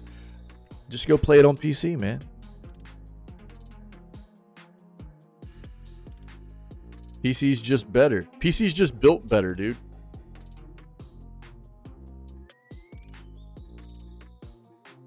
Yeah, dude, there you go. Yeah, it is better, dude.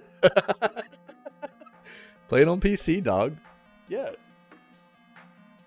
Some Minecraft players in danger of losing their worlds. A portion of the Minecraft community may be in danger of losing their worlds upon downloading the latest update without troubleshooting. Uh-oh. It is about options. It is about options, yeah. Some Minecraft players could lose their worlds if they are using the Xbox app on PPC?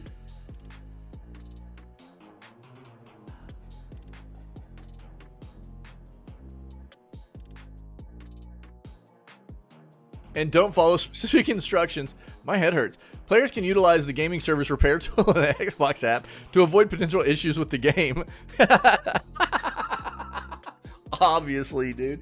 Yeah. Minecraft players should double check the version number on the game's homepage to ensure compatibility and prevent data loss. Players using the PC Xbox app to play Minecraft may be in danger of losing their worlds without following specific guidelines. In preparation for the full release of Minecraft Update 1.21, Mojang has adjusted a handful of things and added the marketplace in the latest minor patch. This one may unfortunately delete worlds. Oh, boy, people be pissed, boy. Mojang continues to update Minecraft with the latest patch, increasing the health of the wolves, preventing some soft locks. And the wolf changes are in preparation for Minecraft 1.21, which offers wolf armor through the new armadillo mob. The 1.21 update will also include trial chambers, the wind charge, and more. With fans anticipating 1.21 shortly, Mojang has dropped 1.20.70 for the mini versions of the client. Like some past patches, this one may cause some issues, notably the deletion of a PC player's worlds if they don't follow some instructions. Jeez. Mojang has confirmed that Minecraft players using the Xbox app may be at risk of losing their worlds if the game is updated through the app. The Xbox app opens a Minecraft launcher, which has been adjusted to include a warning that states that gamers should back up their local worlds and use the gaming services repair tool offered in the Xbox app. Players can access this tool by opening their profile drop menu, selecting the support option. Assuming the game hasn't already been updated, this should prevent any potential issues. And the support menu includes another warning for fans. The support tool will seemingly fix the backend issue causing worlds to be deleted when launched from the Xbox app, potentially avoiding the loss of countless hours of survival or creative gameplay. Yikers, dude. So here's your step-by-step instructions. Launch the Xbox app. Click on the user's profile. Choose support from the drop-down menu. Click on Gaming Services Repair Tool. Open Minecraft Launcher and double-check the client version, and then back up any existing worlds. According to Mojang, players who don't update to the latest version may not be able to play multiplayer or access Minecraft realms. Who needs multiplayer when you can just play single player, right? God dang. Too soon? Jesus. We just covered an article about this. The developer also confirmed that it's investigating the error and has blocked the patch from Windows to prevent further damage. Suit, bro. Mojang has also recommended that players double check their version number, which is listed in the lower right corner of the game's main homepage. Unclear what's causing this update bug, but it seems to only affect app users, which accounts for a small portion of players. Yeah,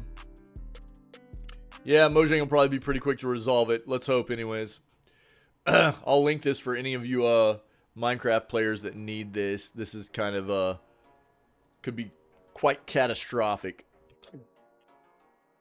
There you go. Oh, dude, I love this. Let's go. Oh, baby, let's go. You guys seeing this title right here? Oh, man. There's nothing I love more than, you know, hearing these employees getting out from under EA and just talk trash about how bad it is. You know? Yeah. What a terrible company. Former Battlefield director has nothing positive to say about EA after leaving. Yeah. Former Battlefield director Marcus Leto has taken to Twitter to make it clear that he has nothing nice to say about his former employer, EA, after leaving the company in February. Quote, not been saying much here since I don't have anything positive to say about EA, my recent departure, and how so many, including my team, are suffering due to the industry-sweeping layoffs. Just a day after Leto made his departure from the company public, EA announced that it was laying off 5% of its global workforce, including the shutting down of Ridgeline Studios. Ridgeline had been responsible for the single-player development of the Battlefield franchise. In its announcement of the studio's closure, Laura Meal, president of EA Entertainment and Technology, seemed to insinuate that Leto's exit was part of the reason for the studio's closure. Marcus Leto recently made a personal decision to leave the project. She said, to ensure our work continues uninterrupted, we immediately appointed leadership at Criterion to oversee our single-player work. As part of this change, we will be winding down Ridgeline as a standalone studio in Seattle with some team members joining Ripple Effect. Yeah, EA's disgusting, dude.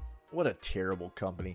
Here's one of our recent YouTube articles we've got up regarding EA and those layoffs that were addressed in this article, as well as their cancellation of the Mandalorian game they were working on. If you haven't seen that, there it is. PS Pro specs leak are real. Releasing holiday of this year. More powerful paperweight. I'm just playing, Soup, kind of. Let's see what we got here. Insider Gaming can confirm that the leaked PS5 Pro specs leaked earlier today are real, and the PS5 is still tentatively targeting a 2024 holiday release. Yeah, just saying. Speaking with sources who wish to remain anonymous because they were not authorized to talk about company plans, we can confirm that the leaked documentation from YouTube channel Moore's Law is Dead is real, despite the criticism of the leaker and the leaked specs. Insider Gaming can confirm the documentation leaked is from a PlayStation developer portal, which was sent out this week to a wider band of third-party developers. Codename Trinity is this piece of hardware and is targeted to improve and consistent FPS at 4K resolution, performance mode for 8K resolution, and accelerated ray tracing. In addition, it was reported that Trinity will have 30 WGP and 18,000 MTS memory. The leaked document confirms rendering 45% faster than the regular PS5, 2 to 3 time ray tracing, times 4 in some cases, 33.5 teraflops, PSSR, PlayStation Spectral Super Resolution upscaling. Support for resolutions up to 8K is planned for future SDK version. Custom machine learning architecture and AI accelerator supporting 300 TOPS of 8-bit computation, 67 teraflops of 16-bit floating point. Insider Gaming, who was also shared documentation from the developer portal under the condition that it's not shared publicly or privately, can also confirm that dev kits have been available to first-party studios since September of last year, third-party since January of this year, and from spring of this year, test kits will also be available, which will be identical to the final product. Insider Gaming understands that PS5 Pro is currently aiming for a tentative holiday release this year. The date could be changed due to the lack of first-party games released on the PS5 this year, potentially. There you go. Now, the games releasing potentially for it, also we have up here. What do you got, Soup? What is this?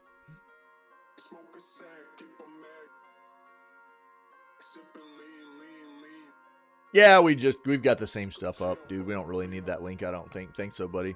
Is there anything in that link that I need that we haven't already covered? Games releasing day one on PlayStation 5 Pro, PS5 Pro.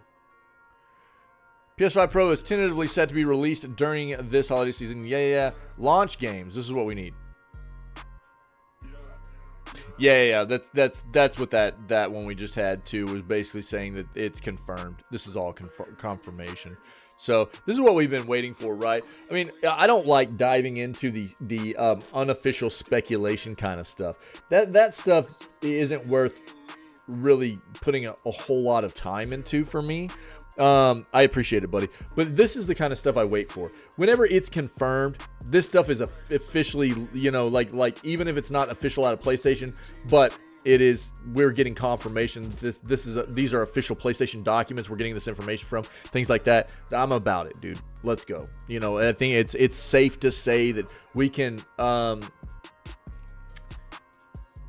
take this information without really any salt added to it, as it were, right? We know that this is going to be the case. Yeah. Obviously, there still needs to be a little bit of salt with it, because until PlayStation officially gives us everything, then we don't know all. But, this is pretty good info. A recent article confirming the leaked PS5 Pro specs broke down the technology inside the next iteration of PlayStation consoles. Didn't touch on the games for the PS5 Pro.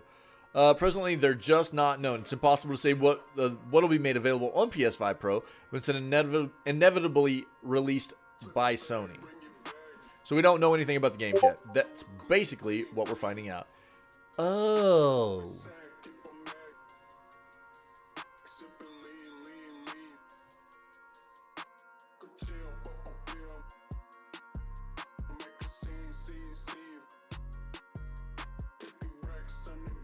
Well, look who it is.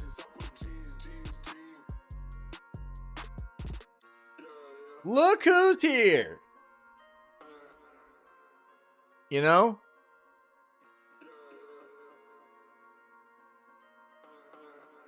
What's up, True?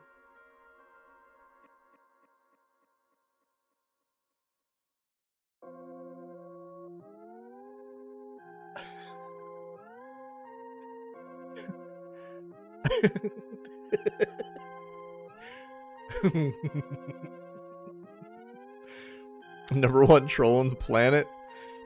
She'd probably contest that you hold that title right now. True's just rocking the mustache. She's owning that mustache title right now, I think, you know, until somebody is able to knock her down. We'll see what happens towards the end of the month. What's up, True? How you doing, friendo? What's going on? You won't believe how little Ocean paid for RoboCop. We'll have to pay attention and see what games are coming out for the PS5 Pro. We'll probably start getting some leaks on that information now that we know exactly when the PS5 Pro is supposed to be dropping and the specs behind it too. So we'll pay attention. We'll get some stuff. You won't believe how little Ocean paid for RoboCop's global video game rights. Game would sell over 1 million on home computers alone. What did they pay for the rights?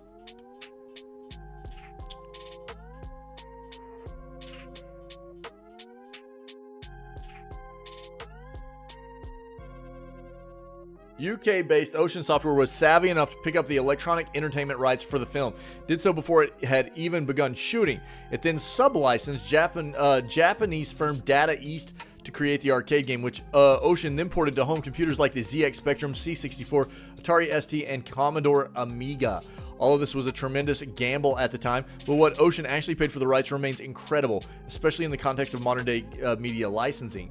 Speaking of a deleted scene from the excellent 2023 documentary RoboDoc, The Creation of RoboCop, Ocean Software Director Gary Bracey explains it only cost the company around $10,000 to secure the global video game rights to Paul Verhoeven's 80s classic. Interesting.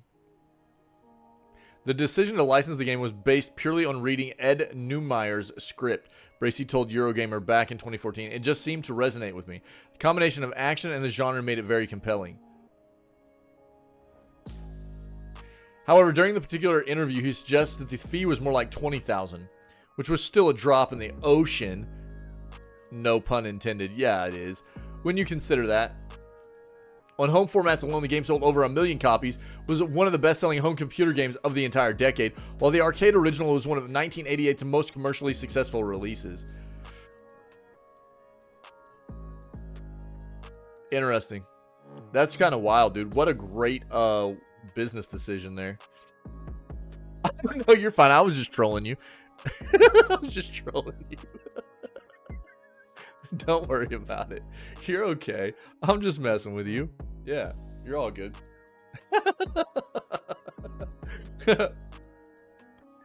Marvel's Black Panther game dev faces backlash after admitting to not hiring white developers. Well, if you would practice more, you'd be better at video games, probably. Practice more at listening to me, you know?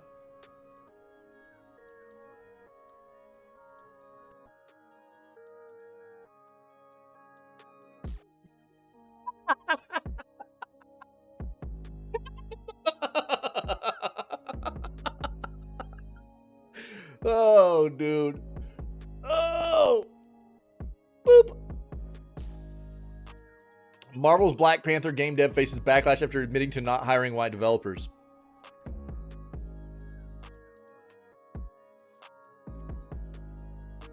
Danny Lowlanders, an associate narrative designer for EA's Cliffhanger Games studio working on Marvel's Black Panther, has come under fire for comments made about discriminatory hiring practices.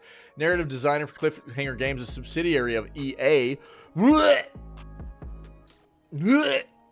and the studio developing the upcoming Black Panther game, landed in a bit of hot water this week after their previous comments admitting to discriminatory hiring practices resurfaced. Danny Lowlanders, an associate narrative designer for Cliffhanger Games and self-described black non-binary woman, previously admitted to building a team with no white people. That's racist. That's racism. Okay? While working on a game called Validate.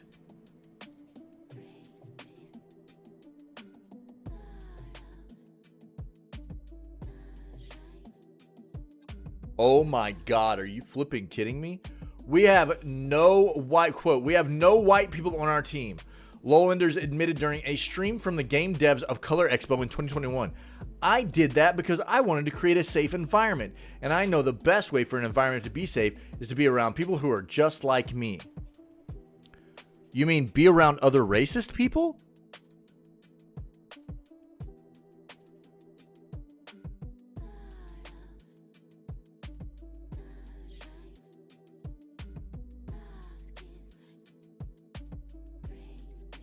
There's this whole like backwards racism thing that's happening, man. I'm sorry, but it's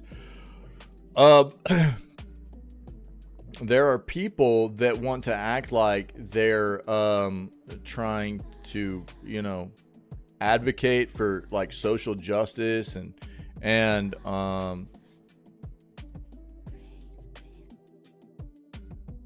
things like that of when they're part of a minority, when really what they're doing is also contributing to the racial discrimination that's happening in this country, and it's or around the world for that matter, and it's ridiculous. So I think it's absolutely insane that people can get away with saying things like this and be like, oh, well, we needed a safe space, so there's only one color of people that could be a part of this team. What? That's racism. The thing that's crazy is that, you know, and don't get me wrong, like I'm gonna say something here, and it could potentially get some blowback, but this is literally no different than what has happened in the history of the world. Like, I do not support racism. I do not support racist organizations, but you take a bunch of people setting up an organization wearing a bunch of, you know, like white cloaks and going, well, we only accept one race in this group because we want to feel safe. How is that any different than this?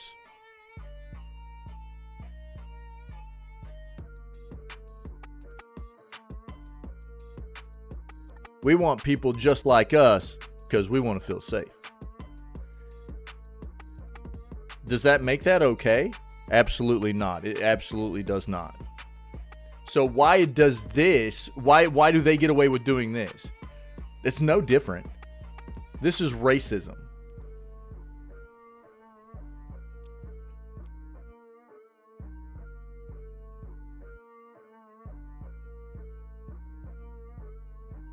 I'm sorry, but just because somebody is of a minority racially, you know what I mean, doesn't give them the right to be racist also. That's not the way that works. Okay? That is not embracing a culture of change. That is exacerbating an issue in our world that needs to be extinguished.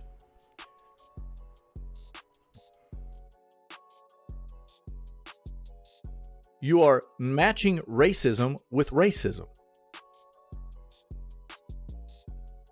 This is unacceptable. That's not the way this works. People cannot keep getting away with this. Okay? I don't care what race you are, what skin color you are, what gender you are, you know what I'm saying? Be good people. Let other good people live their best life. Let's get rid of bad people. Let's take bad people down. You know what I mean? Not let them spew their garbage and, you know, put their thoughts and agendas out upon other people and things like that. This is not the way this works. People cannot get away with this. All right? Disgusting. I'm not saying white people are creating unsafe environments. Yes, you are. Yes, you are. That's absolutely what this quote is. I did that because I wanted to create a safe environment, and I know the best way for an environment to be safe is to be around people who are just like me. You are actually saying that the only way for you to create a safe environment is to have people that are look exactly the same as you. So anybody else that doesn't look like you, and especially no white people. That's exactly what these statements say. Oh, what up, Davey? What's up, dude? That's exactly what you said. I'm not saying white people are creating unsafe environments. I'm saying sometimes it's hard to work with white people because sometimes they think something is okay, but it's really a microaggression. This person is a racist. They are meeting racism with racism.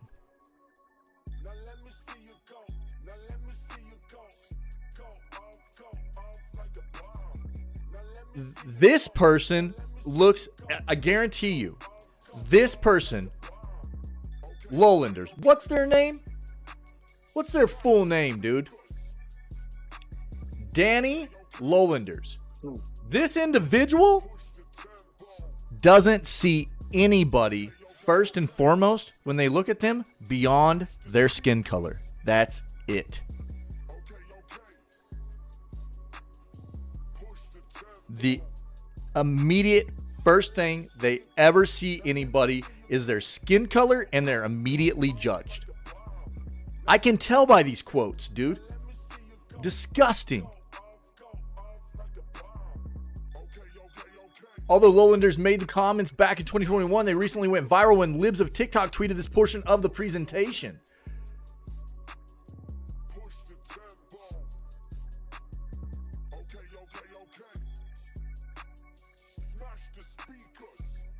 Lowlanders' comments led to accusations of racism and discrimination, some of it lobbied at EA. However, it's important to note that these comments were made back when Lowlander was a lead developer and producer on an independent game, Validate. I don't give a crap.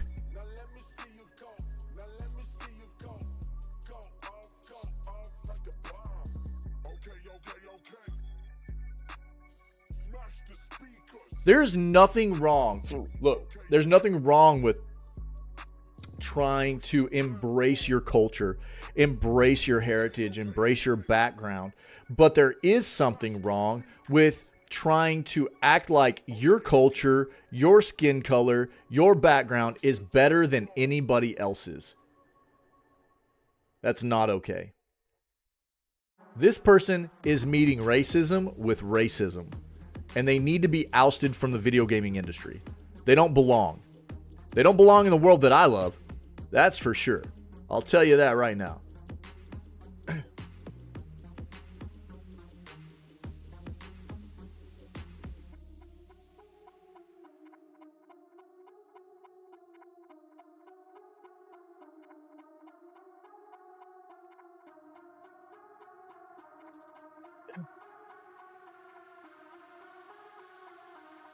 Given the previous game they worked on's premise and the company's mission previously that she worked for, one may understand why Lowlander would want to emphasize hiring people of color over white people. But blatantly admitting that she wouldn't hire white developers could make the studio subject to a potential lawsuit for discriminatory hiring practices. Now, it's important to note that this only pertains to Lowlander's time at Veritable Joy Studios. There's no evidence that EA or Cliffhanger Games is engaging in this sort of hiring policy. Lowlander is only an associate narrative designer at the studio, which is a fairly entry-level position. It's unlikely she's determining who gets hired. I don't care. She doesn't need to be working on anything in this industry as far as I'm concerned. She's a racist. Oh, the chiropractor? Bro, I might need to see one too. I've had a muscle in my back that's been jacked for weeks now. It's incredibly rough to deal with. Even so, it's probably not a topic of conversation that EA or Cliffhanger Games wants to be associated with. Neither the publisher nor the developer have commented on Lowlander's previous statements.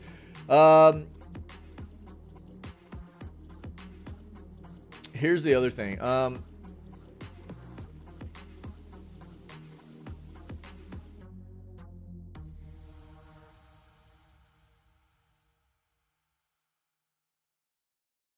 That's fine. I know there's, there's studios out there that want to embrace the, hiring and development, hiring of colored people, specifically to tell stories based on, that kind of culture and everything. And I respect, that's fine. You know what I mean? That's okay. But, it does kind of also present a weird situation where it's like, just because somebody has, like, I'll give you a perfect example.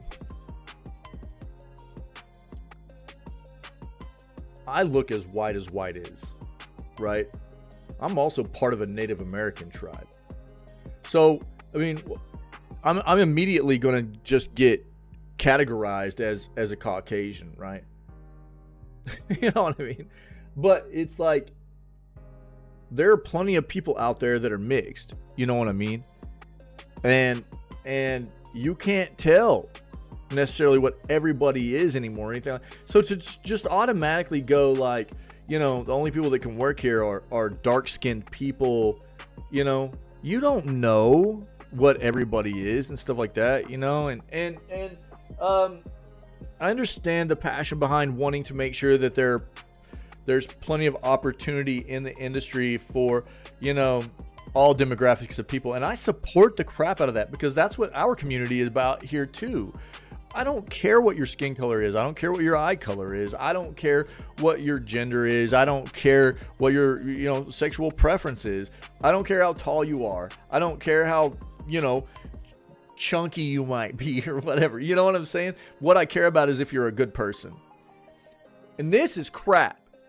These quotes are from a racist person that feel like it's okay to be racist because they're a minority.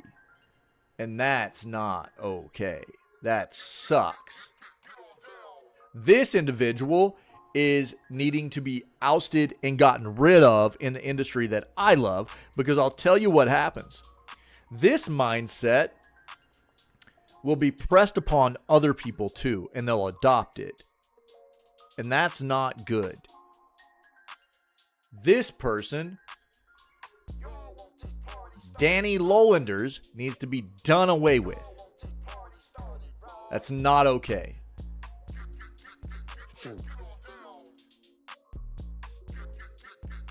Sorry your back's crap, Davey. Sucks, dude. Slipped on the ice last week? God dang, dude. That sucks. Florida, man, that's all. I am not from Florida, dude. I am not from Florida. I don't even sound like I'm from Florida. Pigs here? What is this? Oh, yeah. Perfect. Everybody get a good look. Get a good look. Get a good look at the racist, dude.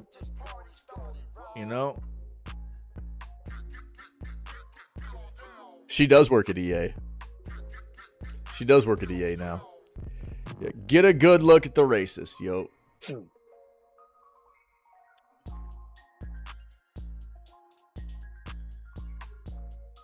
Let me tell you something, Danny Lowlanders.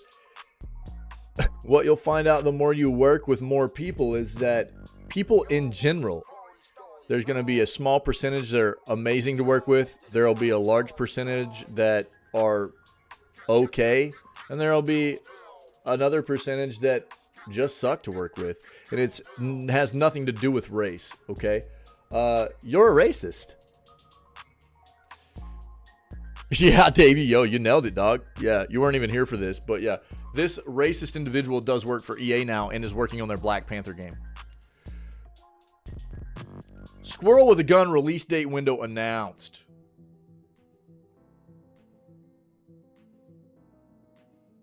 This game looks dope, dude. This game looks dope.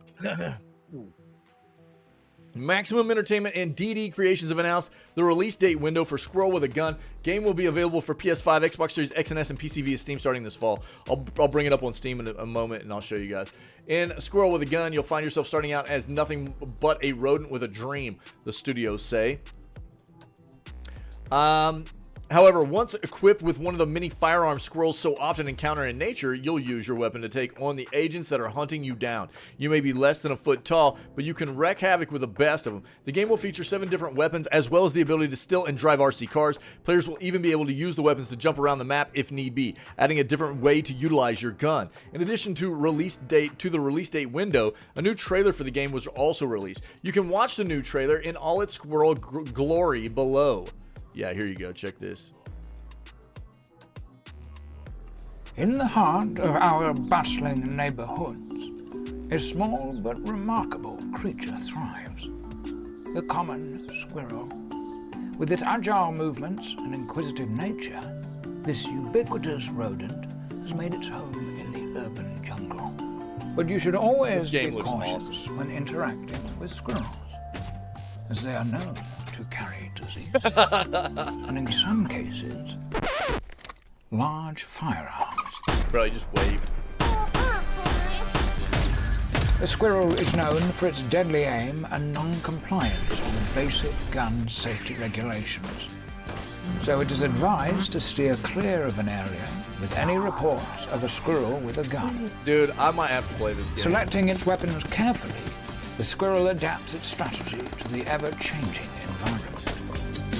Oh no, it's got parkour. Tell me it's got multiplayer. The squirrel It looks a navigates bit its surroundings with squirrely, yeah. unmatched agility. Join this journey into the hidden world of the common squirrel. Coming 2024. www.squirrelwithagun.com. Check it out. I'll pull it up on Steam too. There we go.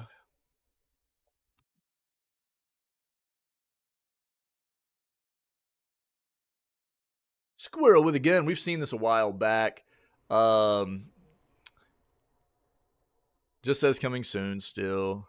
Is it gonna have multiplayer? It just says single player for now, but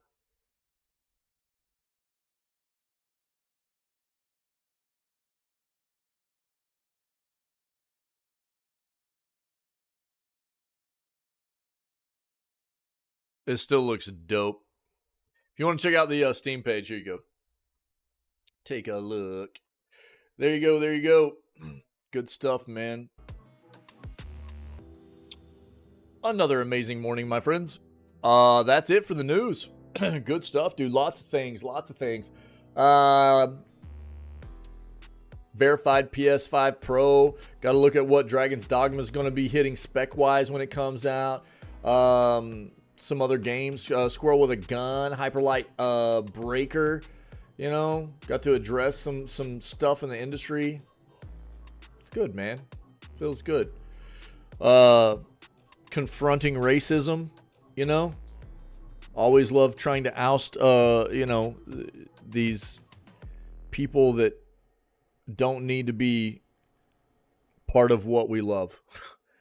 I don't care. In any form and fashion. Whether it's just bad business practices or people that just have their ethical and moral compasses backwards, dude.